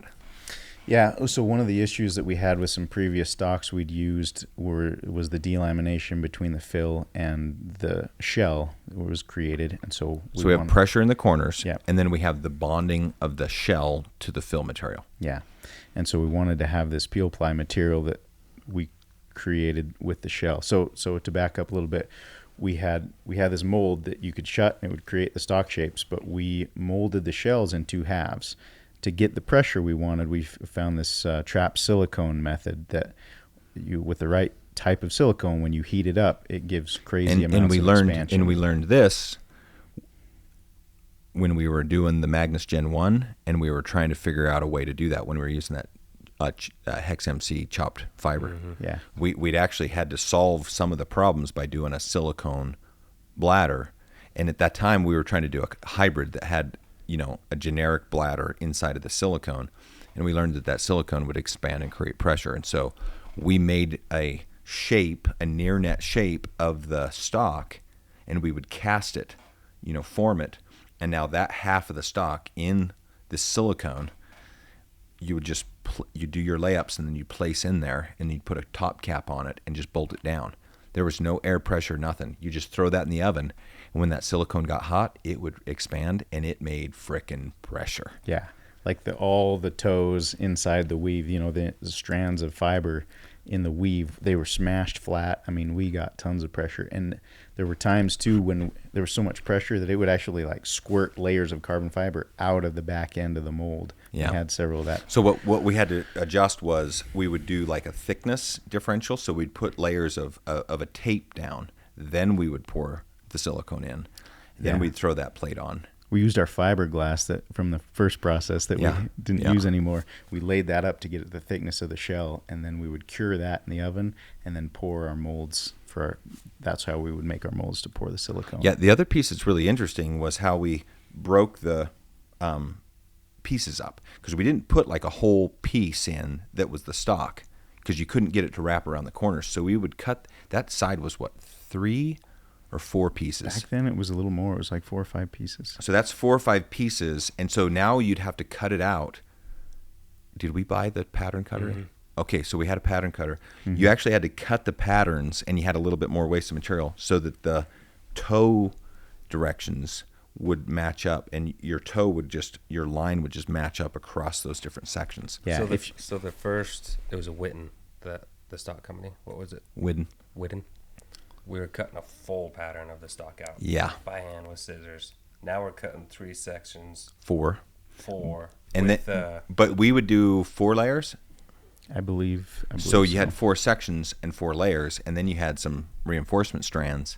So there was, 35, 40 pieces that were specifically cut, and then extra pieces for reinforcements. So, and if you look at stocks people are making stocks where they're laying just one sheet in there, and you get warpage of the fibers. It's rolling around grips and different angles, and so you don't get the pattern lined up the way that we have it in the stock. That was part of what we were doing there, and part of that was also to hit the corners. A lot of those patterns ended at a sharp corner, so we weren't trying to bend the fiber in there. eliminate the bridging. Yeah. So that solved the corners, and we were able to get the toe lines straight, and it left. And when you'd pull that out, it was laid up with a piece of peel ply, because a lot of guys don't realize this. When you talk about just how parts cure, because this is going to really teach people about why our next gen process is so good. So when you have a shell that you cure that you fill later, what's the challenge that you run into? So that's where we need to be able to bond the fill material to the shell. And we have. And what was the current state of the art? What was everybody doing? Just Macmillan's bladder process. Yeah, so Macmillan bladder, they bladder mold that. They pull the bladder out. So the stock is one shell. Yeah, everything's solid. molded. Yeah, a solid piece, not two halves. And then they are taking like a dough material, an epoxy dough, and packing it into that shell, and then trying to get that to bond inside the shell there. And so why does it not bond well? Why is that a struggle? So it's the surface energy basically is the big thing for bond, making sure that your bond has surface energy. And when you mold that, when you put a bladder in there, you've got to put release on your bladder. Can you break that surface energy down so the Okay. listeners can understand that a little better? Yeah, so at a molecular level, you're trying to create molecular bonds. So you got hydrocarbons. So everybody that had chemistry can picture these molecules that are linked and connected. Yeah. And so an alive molecule chain has danglers that are out there waiting to connect with something else. Yeah, you got free electrons. But once you cure it and it sets, those things are gone. So now you've just got this molecular structure. Yeah. And even worse, to add insult to injury, is to get the bladder out, you'd have to do some type of mold release. So now that whole surface inside of there is potentially covered with something specifically designed to keep it from sticking. Yeah. Now you take that surface and you try to just pack something up against it so it sticks, you've got a problem. Yeah. And inside of a stock, you can't abrade it. Usually the way that you make the surface alive again is you sand it. Yeah. And then you can paint it or put a glue on it and it sticks. Yeah. What are you cheesing about? You guys are so smart. Electrons and atoms and stuff. It's exciting. You can look at surface Who would have energy. known that would have been in a rifle stock? Yeah, there's a lot of stuff in there. So why is that a problem to not get a good bond between the shell and the fill? Yeah, so when you inlet the stock, you're cutting into this fill material, and we are gluing our bedding block into that fill. And not everybody does that. But. Yeah, but if you're not, then you've got pillars in there, you're cutting your inlet, and you're bolting your action into the fill material. And then if the fill dislodges from the shell is what's carrying most of the structure and transmitting the load into the shooter. And so if those, debond from each other, big problem. But there. if you separate a shell from the fill material, let's say you bend it, you step on your stock, or whatever you're riding horses, like they'll screw up a stock faster than anything. But let's say that you have a gun that goes through some type of event. Now, does the shell itself have enough strength to support an impact or a bending moment? Yeah, I mean, typically not. It has to bond and adhere to the fill to make a structure that is complete and can withstand those type of forces. It's kind of like a sandwich core material where you've got shell on either side and then this fill material, and that creates kind of an IB. So when we go strength. break stocks, either ours or other people's stocks, we'll do like a 3-point bend, we'll do like a cantilever style, we'll do a bunch of different tests. And when the stock fails, right, you'll get delamination usually from the fill material, and then the shell breaks. It loses all structural integrity, and then it breaks. Yeah.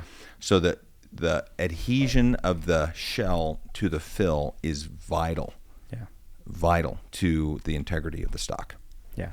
Yeah, I mean, it's creating an I-beam. You've got carbon on both sides that are strong, and then you have this fill material that's connecting the two. And once you lose the connection between the two, they can move independently, and you've lost your strength. Let's say they're 10 times stronger when they work together. Yeah. And if they're by themselves, now it's a tenth as strong. Yeah.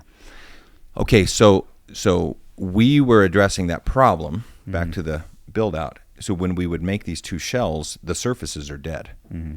And it was a bitch to sand. Yeah. So go ahead. Yeah, so from there, we did the two halves so that we could put a peel ply, and that's a really common technique in composites industry. If you need to bond a composite that you're making, is you put this layer of fabric down. Partially, it protects from your mold release to getting onto the part, but the other thing it does is when you peel this piece of fabric off, you just peel it out and throw it away, and it it's like sanding the surface. It's breaking away the surface material and leaving exposed electrons that can bond again. The energy is high. And so we would create these two shells, and we would peel those pieces out of there. And sometimes that was a mess too, if the carbon wrinkled or folded and Sure. grabbed onto it. You'd peel the shell out of the mold or something. Yeah, the shell would pop out. And just a side note there too is like one of the things that we fought and we didn't even fully understand at the time was that how much the aluminum mold would grow under heat, and then when we pulled it out of the oven, it would shrink back down. But the composite doesn't shrink down; it gets cured at the hot temperature, and so we'd have these shells that were too big to fit in the mold now, and we'd be, so you had to be really careful not to rip them out of the mold as you're peeling this out Because they wouldn't go back in. Yeah, and so we had actually created fixturing to hold the shell in while we're manhandling it. But anyway, so you pull that out, and then we had a structural epoxy that you would paint onto that surface, those exposed surfaces, before you close the mold, so that the fill material we were putting in there would bond to that structural epoxy, and the epoxy bonded really well to that prepped surface. But one of the other things in that process that we had to come up with is that we wanted to use a lightweight fill material, as light as we could, but we didn't have a connection between the left and the right half. And so we had an additional mold piece that you'd lay in there, and it would create these overlaps so that when the stock came together, you had this small overlap, and we would, part of that structural epoxy was to bond those two halves together. So the shell was bonded, and it wasn't just relying on the fill material to bond left and right halves together. I think one of the biggest challenges with engineering is to make elegantly simple designs. Yes. And I think this is a really good example of, you're trying to solve a problem and you just bolt on another feature or another, angle or another design or another issue. And we make it, here's a problem. Okay, let's add a feature to solve the problem. Okay, that worked pretty good. Okay, but we need to do this, so we add a feature. And so pretty quick, we probably had the most complex, most sophisticated rifle stock manufacturing process anybody has ever conceived. There was a lot of steps and a lot of mold tooling. We had a wall where you'd hang all these different fixtures to hold the molds or to put these pieces in or to demold. And so it was very complex. So you'd bolt that together, and you'd had to make sure that those overlaps would align, because sometimes they'd try and jump the other way on you, and we'd have or it'd squish seams. Carbon out the side, all sorts of stuff. It was a mess. So we'd bolt that together, and then we had an expanding epoxy that you would pour into there, and it would fill up, and we'd bolt a plug in the back end that would create a cavity in the back of the stock, and then that would go back in the oven and cook again. And so there was two big oven cooks that you had to do. Were we making one stock per mold per day? I think that's where we were. Yeah. Maybe, I think it was 1.5. You'd get one built. And just give me a ballpark estimate on the machine hours per tool at the time. A tool set. Yeah, tool set. I think that we were over a week in machine hours, and that was letting it run at night. I think that was just for the two halves. Yeah, I mean, it was. So you get all the other plates and all the other fixtures. I was thinking we were probably around 120 hours to 150 hours of machine spindle on time. It could have been that much. Yeah. Yeah, it was a lot. It was a lot of tooling. And then if you can only make one stock per tool per day, it's expensive. Lot of molds. Yeah, I remember HS Precision quoting me $20,000 to make a tool set once, and at the time I'm like, screw these guys, this is expensive. But then we saw. Yeah, then we learned. Yeah. Okay, so what did we end up with? I feel like that carbon surface and the quality that we put out was the most compacted fiber, most aligned and beautiful, pattern. Mm-hmm. And so compacted structure means thin with low epoxy content, which is the ultimate that you strive for in composites. Yeah. I don't think anything even came close. Yeah. In terms of the aesthetic. Yeah, they were nice. Carbon looked really good. Minus the little bit of seam that we would see around there. We struggled with the seams. That was the weakness of that process, was the seams. One of the weaknesses In the cosmetic. Yeah. Yeah. Cosmetically, we actually we would lay the carbon fiber up over the edges of the mold to hold everything together during the molding process, and then you'd have to go in and machine all that or cut all that away and sand it and get the seams to look good again. I'm sure we've got that somewhere, but can you share with me some of the engineering outputs? Did you review that before the podcast? Yeah, so strength-wise. Strength and function and weight. Yeah, I looked through it. It's been a long time, but we ended up with a really stiff stock. We wanted to make sure that the forend couldn't be bent to where it was interfering with the barreled action, and the strength. We did this 3-point bend test. We compared several other competitors, and we were making a really strong, really rigid stock. Had great performance there. If I remember, we were something like 25% stiffer, so than the best competitor stock, 25% stronger. So when you'd actually break it, the load that it would fail at. And then if I remember right, if you grouped all the stocks together size-wise, we would end up right at the top of the weight category. Yeah. And I mean, this is full stock, ready to go. So this is recoil pad with our recoil pad adapter. This is our bedding block system, Picatinny rail, all that stuff built in. So it was apples to apples. A lot of guys were just using pillars or no pillars. Yeah. And then they would just bed that to bed it. So it's like we kind of had this bedding block and hardware penalty that a lot of guys weren't seeing there. But we were more at the top of the weight class. Yeah. Do you remember the numbers on the pull tests? No, the pull test. I don't remember the exact numbers, but when we were looking at the bond strength between the shell and the fill material, we had this pull tester, and it was through the roof. I mean, let's describe that for the listener real quick. Yeah. So what you would do is you would take a stock, or you take a panel of carbon fiber, and you'd have like a hole saw, and you would cut down through the shell of the stock and into the fill material, so that you weren't relying on the strength of the entire shell. It was just the small coupon there.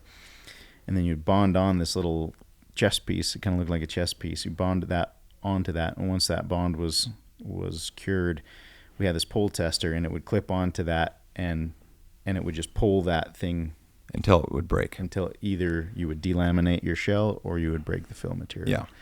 And so that's what we were looking at with a lot of stocks. Some previous stocks that we would use, like you didn't even have to put the pull tester on some of them, and you would debond from the shell to the fill material. Yeah. That RevX stock was particularly bad there. But if we looked at competitors, if I remember the chart, we were in the range of 4 to mid 500 pounds of force before it would pull. Yeah. And if I remember, almost always the failure was delam. Yeah. Yeah, and so once with the process that we developed, we were not delaminating. It was breaking. So we were basically testing the strength of the fill material at that point. And we manipulated that a little bit with addition of fiber strand, etc. Yeah. But our pull test, if the number I've got in my head is 938 pounds.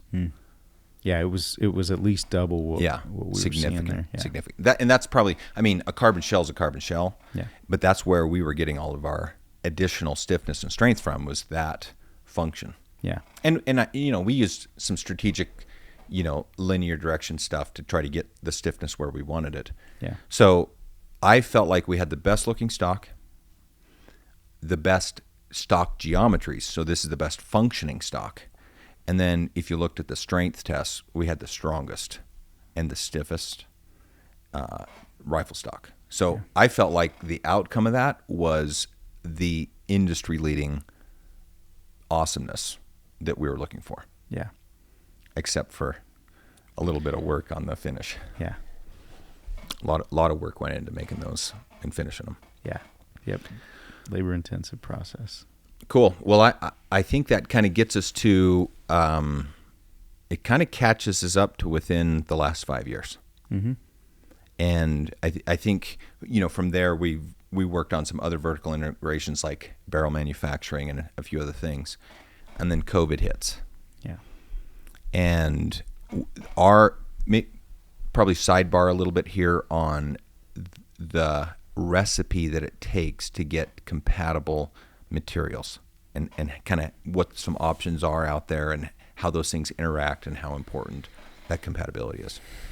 Epoxy versus urethanes, etc. Yeah, and the composites world is still like, it's a growing world right now where, you know, the machining industry, obviously there's still new developments there, but you have different types of steels, cutters, you know, it's pretty well baked, and you can go online and find a calculator that'll give you feeds and speeds to cut metal. But the composites industry, that's where a lot of development is happening, and new things, and like you're saying, there's different types of resins that have different bases that are compatible. Some are not compatible. Some will have a terrible reaction if you put them together. Moleculars and the freaking energies and the compatibility. Yeah, yeah, and then getting, you know, sometimes you get your heart set on a way you want it to be in a process, and we really wanted this expanding fill, and finding a fill that will expand and fill all the places and do that. And have the structural integrity, Yeah. and have the compatibility. Yeah, and there wasn't a lot of options in that world, but we'd found something that worked really well for us. You know, it actually was kind of finicky. We did have some trouble with this. If you got the ratios wrong on this fill material we were using, the stock would shrink or warp or twist. Yeah, we had to buy a $40,000, $50,000 machine that would mix the resin perfectly, the resin. Yeah, and we also learned that you had to open the vent at the top of the chamber, because otherwise the resins wouldn't mix right, because you create a vacuum in one of the chambers there. And we fought that for a couple months one time, where it's like these stocks were, they would kind of cave in and get tight on the action. We're like, well, what do we do with this? And we found that we weren't getting our mix right. So it was a good product, but it was really finicky to get the mix right. And it was sole source. Yeah. There was only one place that we could find that was making this. And I think there was one like in the UK or something that was just, the supply chain just didn't work. So there's those two options. And we didn't even try this one because we couldn't get it in the volumes we needed, the price. Okay, so that sets us up for the COVID problem. Yeah. So COVID hits and the reverberations for years, right? So 2 years after, our supplier calls us up and says, hey, look, we're not going to be able to do this anymore. Yeah. Like, for whatever happened, but it was discontinued, and literally no more shipments, done. Yeah. So we had 6 months of production inventory left. That's it. Yeah. I think we had less, and Jackie at the time called around to, she's like, all right, who carries this for you? And she called everywhere she could and bought as much as she could to get it on hand, to buy us a little bit more window. Yeah. To develop and a new process. we got a 6 month window there. Yeah. So we're literally sitting there in production, orders, like probably had 80 people employed counting on this, right? Because you stop shipping guns, you stop employing people. Yeah. So there's a huge freaking disaster looming. Yeah. And no supply chain. So we essentially had to say, all right, well, we got to solve this problem. We got to develop a new process. Yeah. And this is where the little extras come in. I'm like, well, why don't we go ahead and make it better and lighter at the same time, right? Yeah. And so you throw that challenge in there. Let's fix the seam issue. Let's make it lighter. Let's make it easier to make. See if we can lower some costs. And so we throw all this wish list at the engineering team. With a 6 month timeline. And a 6 month timeline. Yeah. So maybe we're throwing a lot your way, Jim, but you've got a lot of firsthand knowledge here. Why don't you kind of walk us through kind of what that looked like, and we'll kind of share. We want to share this with the listener, because we want people to understand how freaking hard it is to do it yourself. Yeah. Okay. Well, when we got into this, you and me and Josh sat down and we brainstormed through 6 or 8 different processes, different ways we could attack this problem. At this point, we finally did have some experience in composites. We'd done a few things, and so we gamed through several different ways. Done a few things. I want to pin that. We're going to come back to that. Okay. But so we brainstormed through this, and in the brainstorm, we had to take into account that's like, well, this process has to be running within this window we've got here. Like we've got to accomplish that. We basically didn't have time to fail. Yeah. right? Because normally with an engineering development, I mean, think about the index. I mean, that took 3 years to build that product. Yeah. And we failed so many times and had to, correct our path. But you just take the time to do it. Yeah. Right? And then you launch the new product when you're done. This isn't the case. This is an inline. And there's this old-timey picture I've got in my head where a guy's sitting on the cow catcher of an old steam engine, and there's debris strewn all over the friggin' tracks in front of him. And if he doesn't clear the debris, then the train derails. But the train's moving, and it's not stopping. So he's sitting on that cow catcher trying to clear the debris as it comes at him. But that's kind of what it felt like. Yeah. Yeah, and we, in typical engineering fashion, like Josh and I had some really neat materials and products that we wanted to experiment with and test and try. These things were really cool. They were composite processes that are used in the industry, but we weren't familiar with them. Not in the stock industry. Yeah, not in the stock industry. We wanted to go down that road, and but in the course of, I think it was only a week or two while we were just brainstorming and making sure we're headed down the right road, we're like, we can't mess with these things that we're unsure of. We had to de-risk. Yeah. And so we came up with this process. And one of the things that, had kind of been bugging me for a while looking at stock processes is that the state of the art at the time, what people were doing is they were creating these shells and filling them full of this material. And now we have the debonding issue. Yep. And then, but after that, you come back in and you'd machine 75% of this fill material that you're packing in there back out. And it seemed like a waste. And then, you've got fill material in the butt of the stock that's unnecessary there. And so that drove a lot of my thinking as we were developing this process as well. And it kind of comes back to the first principles thinking of like, what's the purpose of the fill material? Why are we using it? And then there was 2 reasons that I came up with. It was, part of it was strength to maintain. We've talked about that. But the bigger one was to transmit the load from the barreled action into the stock shell. And the stock shell is what's transmitting it to the shooter. So it's like that was the purpose of the fill material, was that load transmission. And so we looked at that. And all the rest of it is waste. Yeah, all the rest of it is just doing nothing and creating complexity and cost. So we've got this cool bedding block, kind of our foundational system for stocks, for accuracy there. And all we needed to do was attach the bedding block to the shell. And that's kind of where we started chasing this new process is, let's get rid of the fill material, let's create this shell, and let's create enough thickness in the sidewalls of the stock that we can bond the bedding block directly to the shell, and we don't have to have this intermediate fill material. So that was kind of the initial idea behind the process that we came up with. Yeah, essentially what we did was we picked a bladder mold as the solution. Yeah. So that sets up a cascading set of boundaries and decisions that we had to work inside of. Yeah. So it's like we picked bladder molding. We picked a one-time mold of the entire stock shell. Yeah. So both halves get molded together at the same time. So that's kind of a design choice that we made from the outset. So then you start saying, okay, well, inside of this, how can we eliminate the waste and achieve what the requirements and goals are? Right.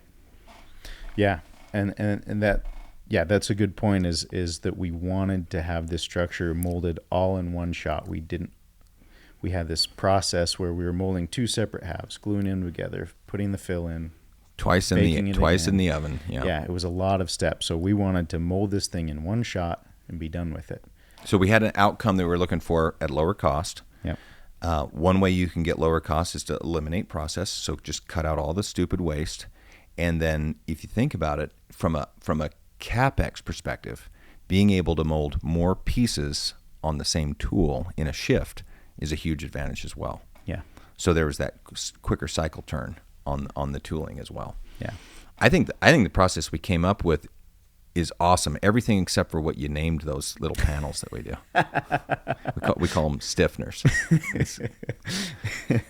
Yeah, I'm thinking like inflatable penis pumps. It's like I don't need a stiffener. I'm solid without. So there's a few names in our ERP system that have just stuck and lasted over the years. Yeah, that's one of them. That, yeah. The process that we came up with was so good we patented it. Yeah. What was the outcome? The outcome of the stock was, we eliminated a lot of material that was unnecessary, and that got us to a lower weight. I think we pulled 8 ounces out of the Climber and almost 10 out of the Magnus, if I remember correctly. Yeah, Magnus Gen 1 was like 43.7, Gen 2, 28.5. Mm-hmm. Yeah. Climber, we ended up at 27 ounces. And this is with a full aluminum bedding chassis. Right. And all the hardware, the Picatinny rail, everything, Yeah. which put us solidly in the middle and very, very competitive at the light end of the spectrum. Do you remember the engineering outcome? If I remember, we gave up low single digits in strength and stiffness. Yeah. So very, very, Very comparable minimal. there. And if I remember right, we even increased further our pull test. Yeah. I mean, there almost isn't a pull test to be done. There is, because we've got these panels in there, but we're molding it all They're in captured, one shot. They're yeah. captured in there, and we do cut away to get there. But yeah, the pull test, when you're able to co-mold all that stuff together, you don't have to prep the surface for bonding because it's all liquid resin and it's getting baked together. Yeah. So that's probably one of the key differences, is that our structure, let's call it fill structure, whatever, is cured at the same time as the shell. yeah, And that means that those molecules are absolutely connected. yeah, So perfect bonding. So we cut out all that secondary work.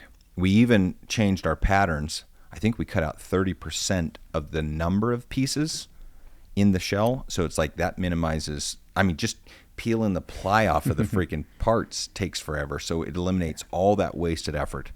yeah. And we added some layers into the process to create this structure that's all molded in one shot. So you'd lay up both halves still with fewer layers, and then you'd lay in these overlaps that would bridge across the seams and create this structure that was all co-molded together, fiber crossing the parting lines. And so, that was a huge strength issue, because we did have to overcome, the fill material did add strength, and that was part of overcoming that.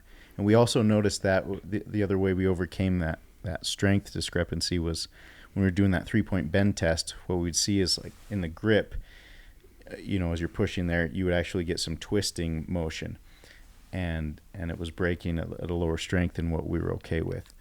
It was still very functional, but so we ended up changing the orientation of the fiber in the grip so that it couldn't twist that way. You had fibers running in the direction that it was trying to twist, and that was adding strength there. So we did a lot of different layup techniques to overcome the strength material in some of the weaker areas, which is the grip, which is where your gun breaks when your horse steps on it.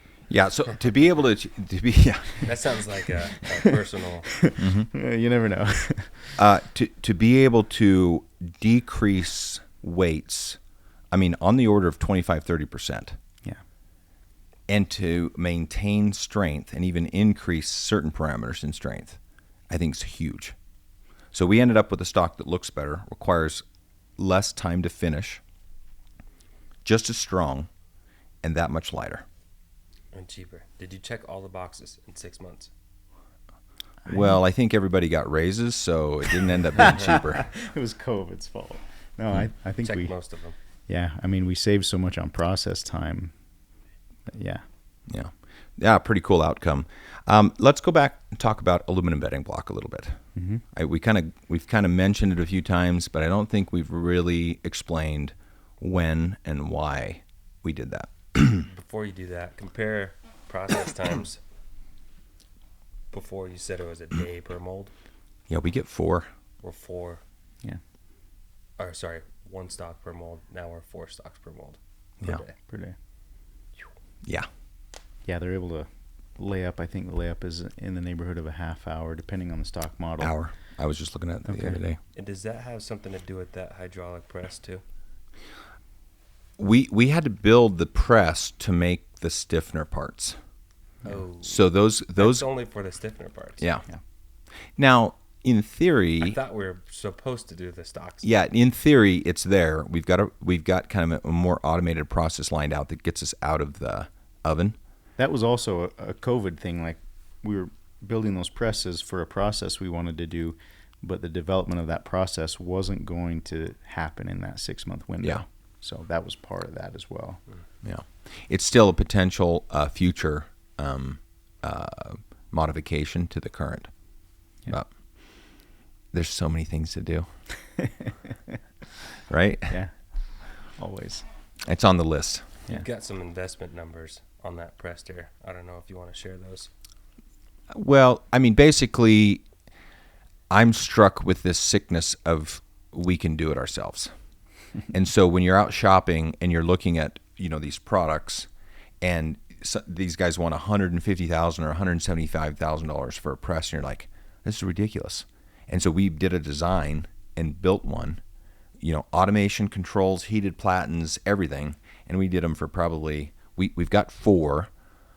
We assembled one, and I think we didn't even spend $60,000, $70,000 for all 4 of the parts. So we did it for a lot lower per unit cost. That sounds like Elon Musk there. I don't know if you've read his book. Yeah. He's like, here's this part. They want to charge me $150,000. The aluminum chunk only costs $5,000. See what you can do. Yeah, exactly. Well, we had some cheap labor to weld up the frame too, right? I think we charged a pretty penny. Me and my state champion welder. I was the tool fitter. Dana was the welder. Okay. Yeah, there was a few things they could have done better. Hey, that was the prototype guy. Cool. Well, bedding block. So when I was building kind of our prototype guns, kind of our flagship, at the very start, I'm doing this by myself. I'm very meticulous, and there's a lot of guys out there that do amazing bedding work. Like, you go look at Long Rifles Inc., go look at Chad's work. He's got these special pillars that raise the barreled action a certain distance. He machines, an inlet that's ready for bedding, so you get this prescribed thickness of bedding. He'll do the bedding work, and then he puts the stock back in the machine, and he trims with the CNC all the different edges and spaces. That's awesome. Yeah. In practice, you go put it in a production environment, not in a craftsman environment, but a production environment. You get a lot different outcome. Right.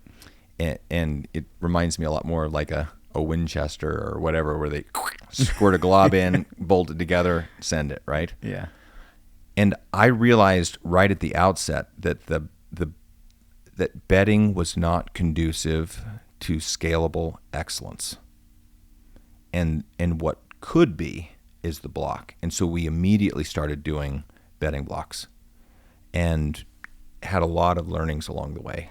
The way forces are distributed in a clamping load, and you look at the way actions move when you pull the trigger. Like, they don't just sit there. Everybody thinks you tighten that screw up really hard, the action is locked in. It's not. It moves and It all bounces becomes around. kind of fluid when you pull the trigger.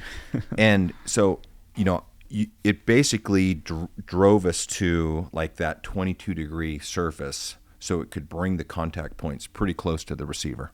Yeah. And we did that for a lot of years, and we found that there was an opportunity for improvement by capturing the recoil lug. And so what we did was we did this hybrid system where you had this aluminum chassis, and then you would do a little bit of bedding right there in that recoil lug to capture the lug and control that movement and get more consistency out of it. Even things like a time-based dependency on first shot performance, right? We were even working on controlling that, and we could see and measure point of impact on first shot change based on control or not control, and the time that a gun would spend sitting since the last time you shot it. That went right over my head. You're going to have to explain that. Well, basically, I think the way we explained that was you'd shoot a gun and it would get warm, and the CTE, coefficient of thermal expansion, between like all your steel stuff and then that aluminum block was different. And what essentially would happen was the recoil lug would not end contacting the aluminum surface of the bedding block.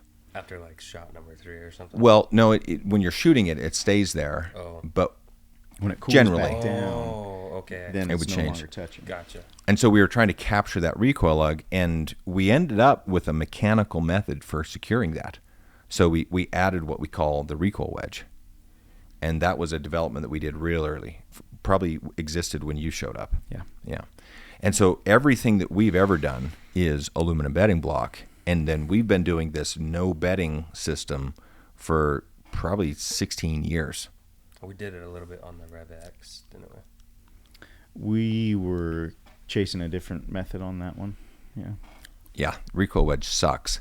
No, and where it sucks is in the user experience, because for a lot of things that we've done, we didn't patent.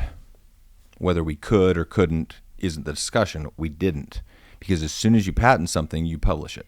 So one way to protect intellectual property is just not talk about it at all. Especially if you're not sure that you can patent the IP.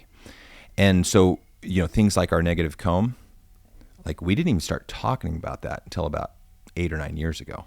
It was just a feature that the customers were rewarded with in function and performance.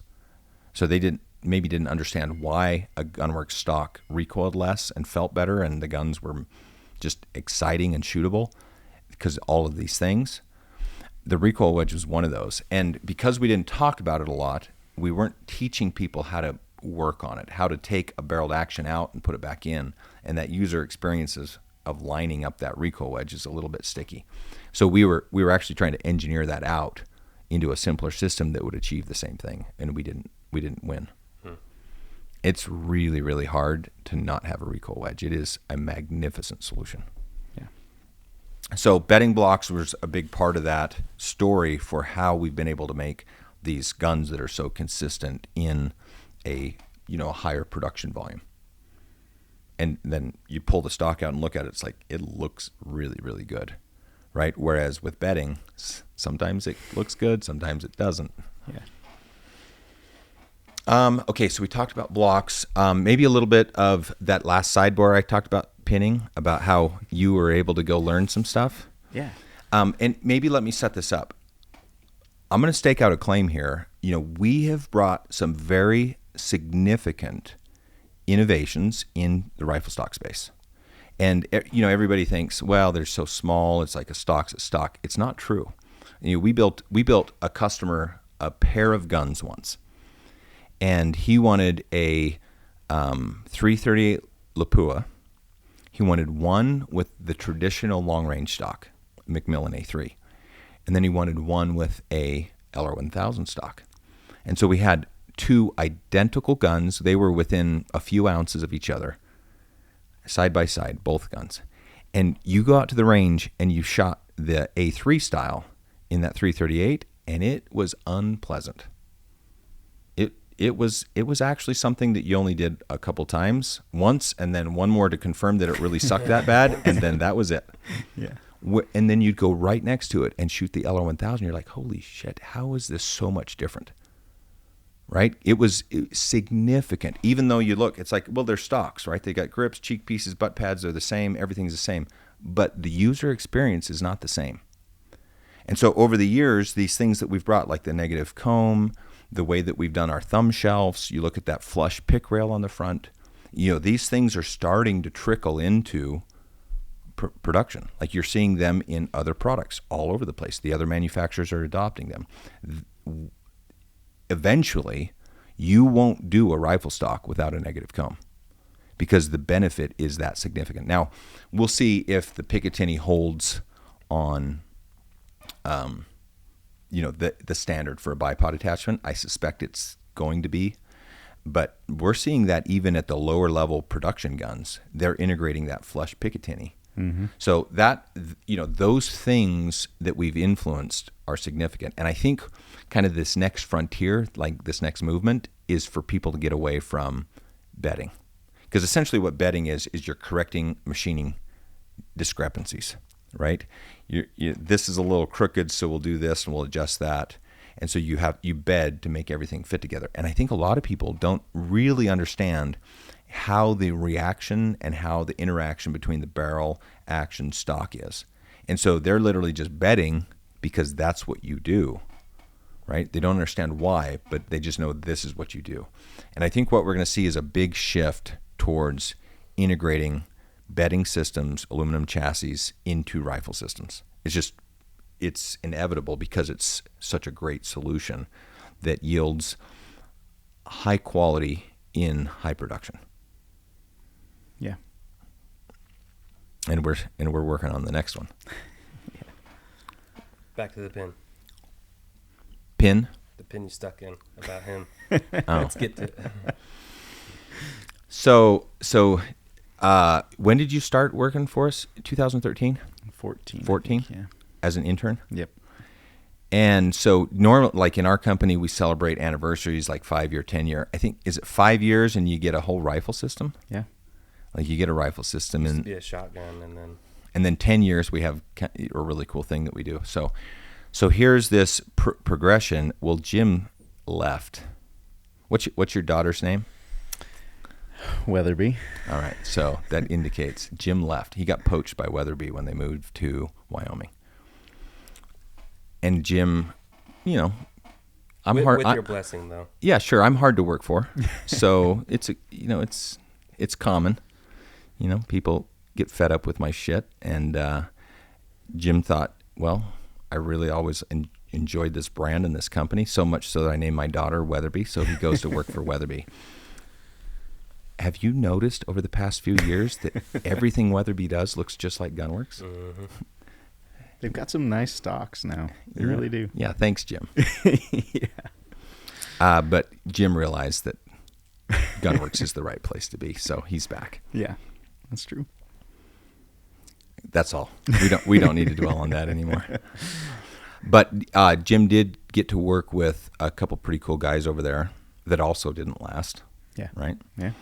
And learn some cool things from outside the industry. So that's where Jim, has got exposure to some more than what Gunwerks has done. Yeah. Cool composites and being able to get into that world even more. It was a good experience. Did you set up a whole stock company over there?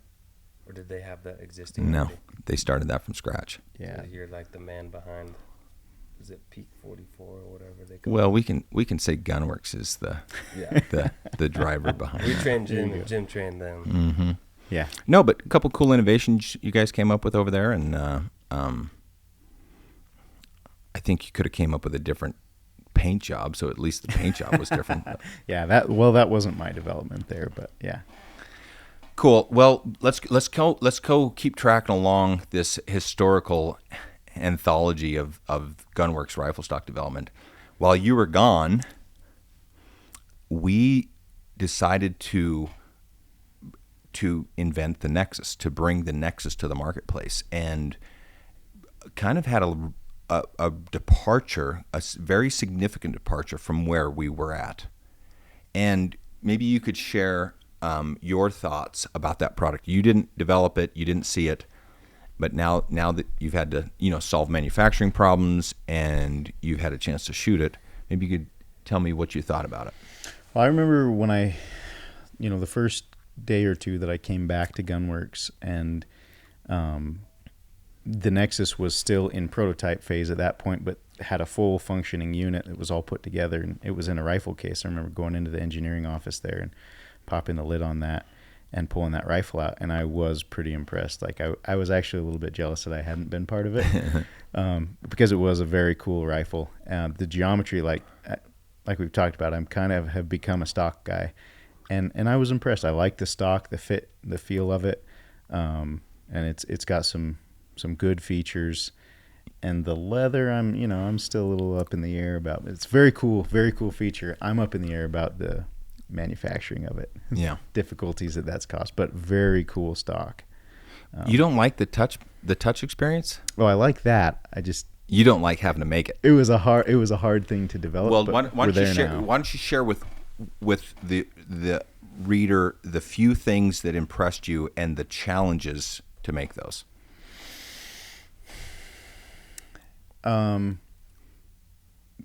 There was some improvements made to the grip geometry, the angles there, that I felt like were an improvement over where we'd been. So just a sidebar on that, the change was, instead of a grip that allowed hand placement variation to get trigger length, we created a grip that was set, and the intention was to make a trigger shoe that you would adjust to get your length. Yeah. And that allowed us to make a more purposeful geometry of that grip area, right? A huge wide thumb shelf that essentially allows you to put your whole palm of your thumb there. Yeah. And it's significant. Yeah. And the grip scooted a little closer to the trigger, and like you said, there's adjustment built into that now, which was part of that. But that was one of the things that needed a little adjustment, was the length of grip to trigger. Yeah. That we had there. So I liked that.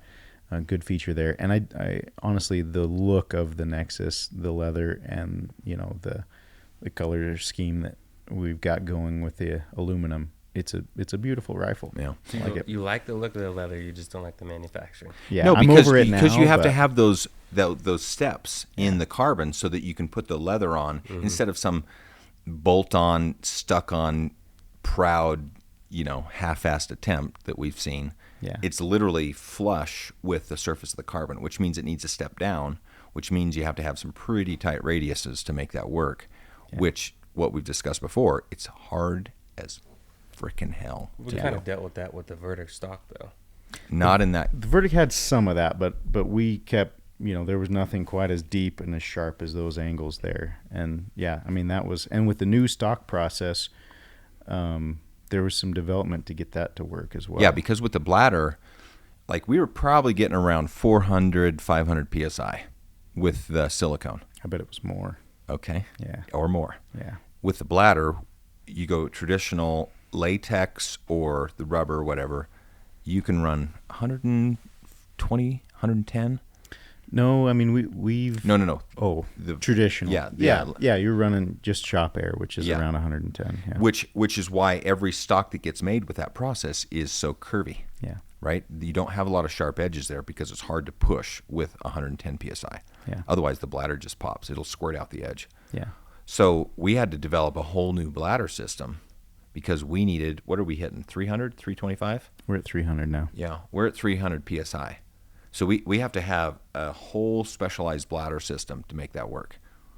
But 300 is not 500, 600, 700. Yeah. And so we had to invent some new techniques. Yeah, there was months of stress of getting products. Products were shipping, we were making this work, but What were we running, like 30% scrap rate? Higher? we got to 40% at one point, and that was when we were looking at stock. Like the stocks were totally functional, very strong. We were just missing on some cosmetic areas that we weren't getting pressure in the corners. We had some resin pooling in a couple spots, and quality team bumped up the standards, and that kind of increased our scrap rate. And so it was like circle back and rework some things. And with that and the addition of a supervisor in there who's kicking ass and doing a great job, Yeah. like that was a huge benefit there. But there's a lot of stress getting those edges to work right on the Nexus stock. One of the cool things, just talk about a functional piece, same comb. We pinned the toe line very similar to the Magnus. Mm-hmm. Four ends very similar. Now we've got that full arc rail on the bottom, which makes it very flat. Yeah. Which is, you set it on anything, that experience is noticed. Yeah. But because we were able to make such a wide thumb shelf, we actually cut off even more felt recoil from the user. Like even if you go Nexus to Magnus, same weight, and do a shot-to-shot comparison, you're going to realize the Nexus in the seat of your pants, you can feel, has a softer recoil impulse. And it's just because of that thumb shelf. That's a thing probably a lot of people don't realize about the Nexus. Like it's significant. Like if you can feel it and notice it in the seat of your pants, it's a big number. Yeah. That was pretty cool.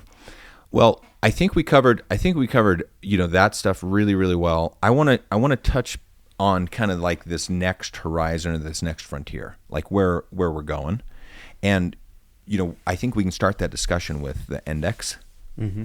That was one of these ultimate scope creep type of project. It started out as a Me Too, let's get a chassis on the marketplace, so we can fill this. And then our better instincts kicked in, and we're like, well, we can't actually do that. We actually have to do something cool. Yeah. And the core around that, it kind of fills that competition ELR precision rifle space, it's a heavier product. It's kind of like the next generation verdict style product. But the core and the heart of that was a folding stock. Yeah. And the kick in the nuts design challenge was it has to be incorporated inside of the stock. You can't have stuff bolted on the outside. Yeah. And that was probably the big development in that, because just machining a chunk of aluminum into a 4-inch shape, not that big a deal. I mean, our carbon panels, we solved some problems trying to hit our weight goals. It all integrates with that new Nexus action. Yeah. But that integrated hinge, which again, we've got a patent product right there because it is so cool. Yeah. Here's the problem. We didn't need to patent that because nobody would be dumb enough to make that product. It is so hard. Yeah. It really is. Like, we didn't need to waste the money on that. But I really like that. And here's a couple interesting stories about that. We're about done with the chassis. And I throw on why don't we do the next generation of the Nexus action? So we had the NXT that we launched that with. And I said, well, why don't we do an NX2? Here's a few things we'd like to change and update and upgrade. And so we start down that path for the NX2. And now once I have to do this with engineers, because if you throw it all at them at once, they'll roll over and die, put their feet up in the air or curl up in the fetal position. So you inch them along. So you get them to do the chassis, and you start with a real simple project, and then you expand that a little bit. Like, yeah, let's do the action. Yeah, and then you're like, well, why don't we just do a couple little changes on this action? And it's like, well, we're already into it. Okay, so you convince them to do that. And then about in the middle of that project, I said, oh, by the way, we should probably do a trigger as well. And so we threw that on the top of that, and we got that done. The Index, we followed design lines that are very similar to the Nexus. Yeah. So the toe line isn't as flat as the Verdict. So we kind of backed up from that a little bit. So it makes it a little bit more versatile shooter. So if you're going to do a competition rig, you got these, in situ positions, and you got these timed positions. And so being able to, do a hasty adjustment is handy. So we did that. And then the whole aluminum chassis bit is different.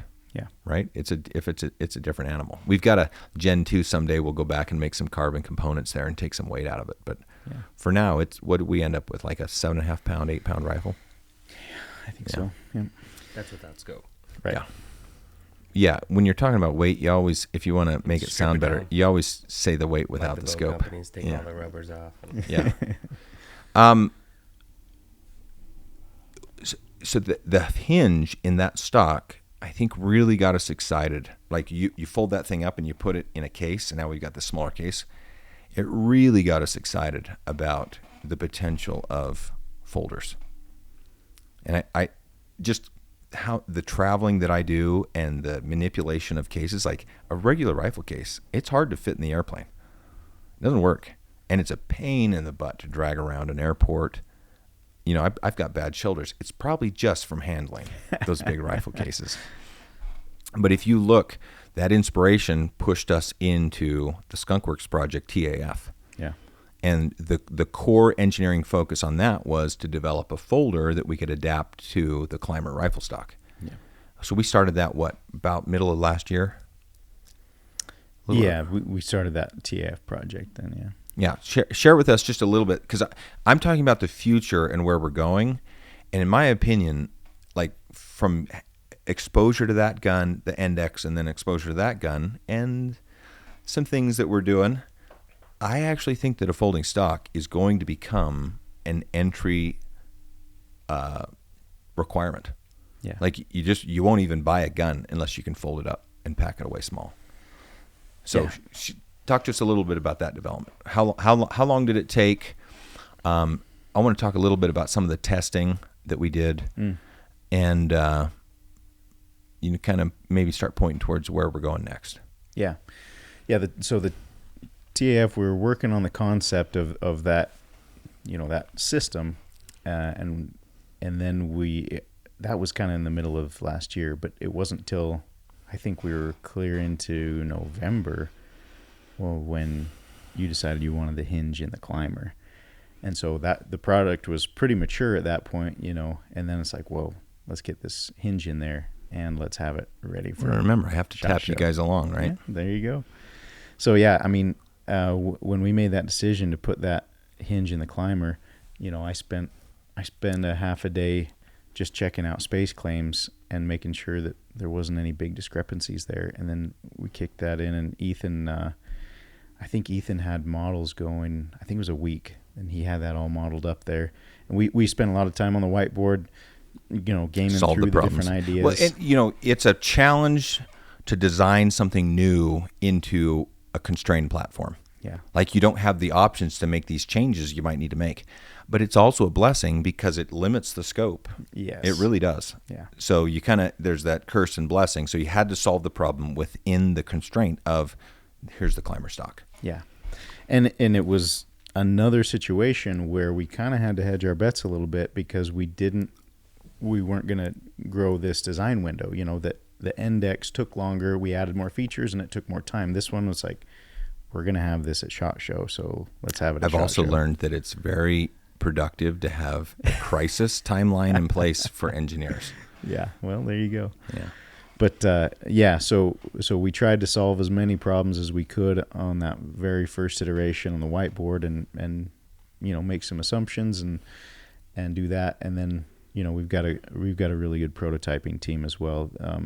You know, programming our machines. We've got a really experienced guy that's been here, and he's kind of moved into our production, and then Jim Turner, and then we've got Zach, who's filling his role into the prototype machining and has a lot of good experience and is learning from Jim as well.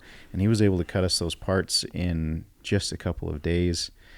All in the meantime, you know, Ethan and I are Did the first prototype work? Oh yeah, I don't think we made any adjustments. we made small adjustments. Just to how we attach, right? That was kind of the big unknown there. I don't know. We didn't even make that adjustment. They were even smaller than that. It was like we changed some materials, you know, because we noticed that that pin was bending on us. So we adjusted a material, and I think we moved that pocket down a little bit because we noticed when we were dropping it, you know, you kind of have those forces and it's trying to bend, and the connection point of the hinge was halfway through that joint in the stock. And so we shifted it. Ethan moved it down as far as he could and still have that. So just add some strength there. It wasn't failing there, but, you know, when we abused it beyond what you would ever do to a rifle, that's where it broke. Yeah. Well, just describe the testing. Yeah. So, we just started off just like a 3-foot drop, hold it at 3 feet, let it hit the ground in a few orientations. So the NATO test for trigger safety is this 1-inch, you know, durometer specified rubber pad on concrete, and you drop, if I remember right, it's 18 inches without the safety for 6-axis.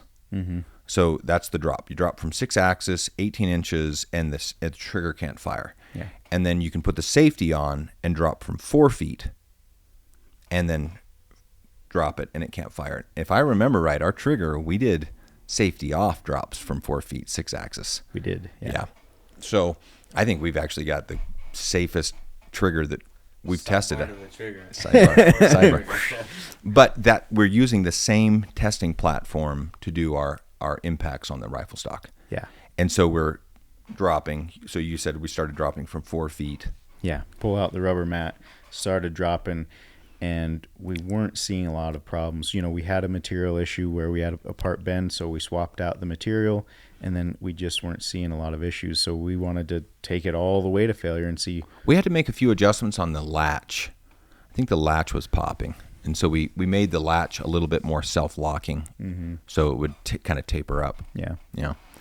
Yeah. And so, like I said, it wasn't breaking. It doesn't do you any good as an engineer to do a test where something doesn't break. Yeah. So we got to ramp up the test. Yeah. What is going to fail when it does fail? And so we started. Ethan held it by the muzzle, held the rifle. So we've got this rifle. We've got a scope that we've already beat up. The glass inside of it is all shattered anyway. We bolt this on, so we've got a gun in a used state. And so Ethan would hold that by the muzzle above his head. Got tall ceilings in the office there. And then he would bring it down and slam it against this pad. and buttstock impacting first. yeah, buttstock impacting, a few different orientations. We had the hinge would pop open, but then you could close it again. No big deal there. And it took several impacts before we really started seeing some the bend in the hinge there. And so there was a little gap at the bottom of that interface now, but the gun was still totally shootable. And so we were bonding that in and using a fastener. And so we backed the fastener out, kept doing it. And then finally the buttstock broke off and winged right by Ethan's head. Almost got him, but. Were you wearing safety glasses? I'm sure we were. Oh, definitely. yeah. So extreme tests. Yeah. And I think the product was so well received, by me, by everybody in the shop. I mean, you walked that through the shop and everybody's like, well, can I buy one? Yeah. So I think that and then our customers, same thing, the TAF was gone in days. I think that, again, to me, that validates kind of where my instinct was telling me, which is this is the direction that we need to go. Yeah. So I see a very interesting future where we make lots of stuff that folds up. Yeah. We also played with an 11-inch barrel on that one. I think that also contributes to that small package, Yeah. Concept. Very cool. So shorter barrels. Which, if you look at the Skunkworks wall, the last 4 Skunkworks projects have been short barrel Yeah. stock rifles. Yeah. Or collapsible stock. Yeah. Yeah, I see that pretty big. I also feel like, this new, Woodstock learnings that we've had with this project that we're launching in a couple weeks, I think that's really exciting. Yeah. And then we start talking about hybrid products with carbon and titanium or carbon and wood, and there's so many cool things there that are exciting. We've got a lot of ideas that we just need to try about how to incorporate these We could do different more materials. things if you guys would finish Go faster. Yeah. Okay, I hear that. Well, cool, Jim. I really appreciate your time today, but also the time that you've put with Gunwerks. Your contribution is very significant, and really, really appreciate it. It's a big thing, and we're going to forgive you about the Weatherby thing. Good. I'm not going to quit bringing it up, but we're going to sort of forgive you about the Weatherby thing. Okay. Cool. Well, I kind of invited you here just so that you could understand how fucking smart your old man is. I already knew that. I know, but I just got to remind you every once in a while. You've been a great help in being a voice of the customer. You interact with so many of our guys and use our products, and your feedback, like, we take it in. I mean, sometimes the guys roll their eyes about it, but it's like the ability to find failures in a product so that we can improve them is really important. Just like increasing that test so that you can actually break shit. It's like getting enough use and experience behind a product so that you can say, hey, this needs work. Like, this needs fixed. It's important. So appreciate that contribution from you. Doesn't happen very often recently. We're pretty fine-tuned. Yeah, exactly. Cool. Well, great podcast, long podcast. Sorry for the extra time, but I suspect all the different elements that are going to be pretty in-depth like this when we really flesh out the Gunwerks shooting system and kind of this 20-year journey we've been on to vertically integrate and control every aspect of design and production of the perfect long-range shooting system. Yeah. So Not there yet, but coming. What's this podcast series called, and what do we have? The Gunwerks shooting system. I think the ballistics one is going to be great. Kind of that ballistics system, the solutions there. I'm pretty excited to get into the scope part, and Barrels. we're going to break down the rest of the pieces of the gun, like the action development, how those function, barrels. Trigger's going to be a big Yeah, I mean, even talking about like shooting rests and those components and the physics and dynamics behind those components and why we design things a certain way.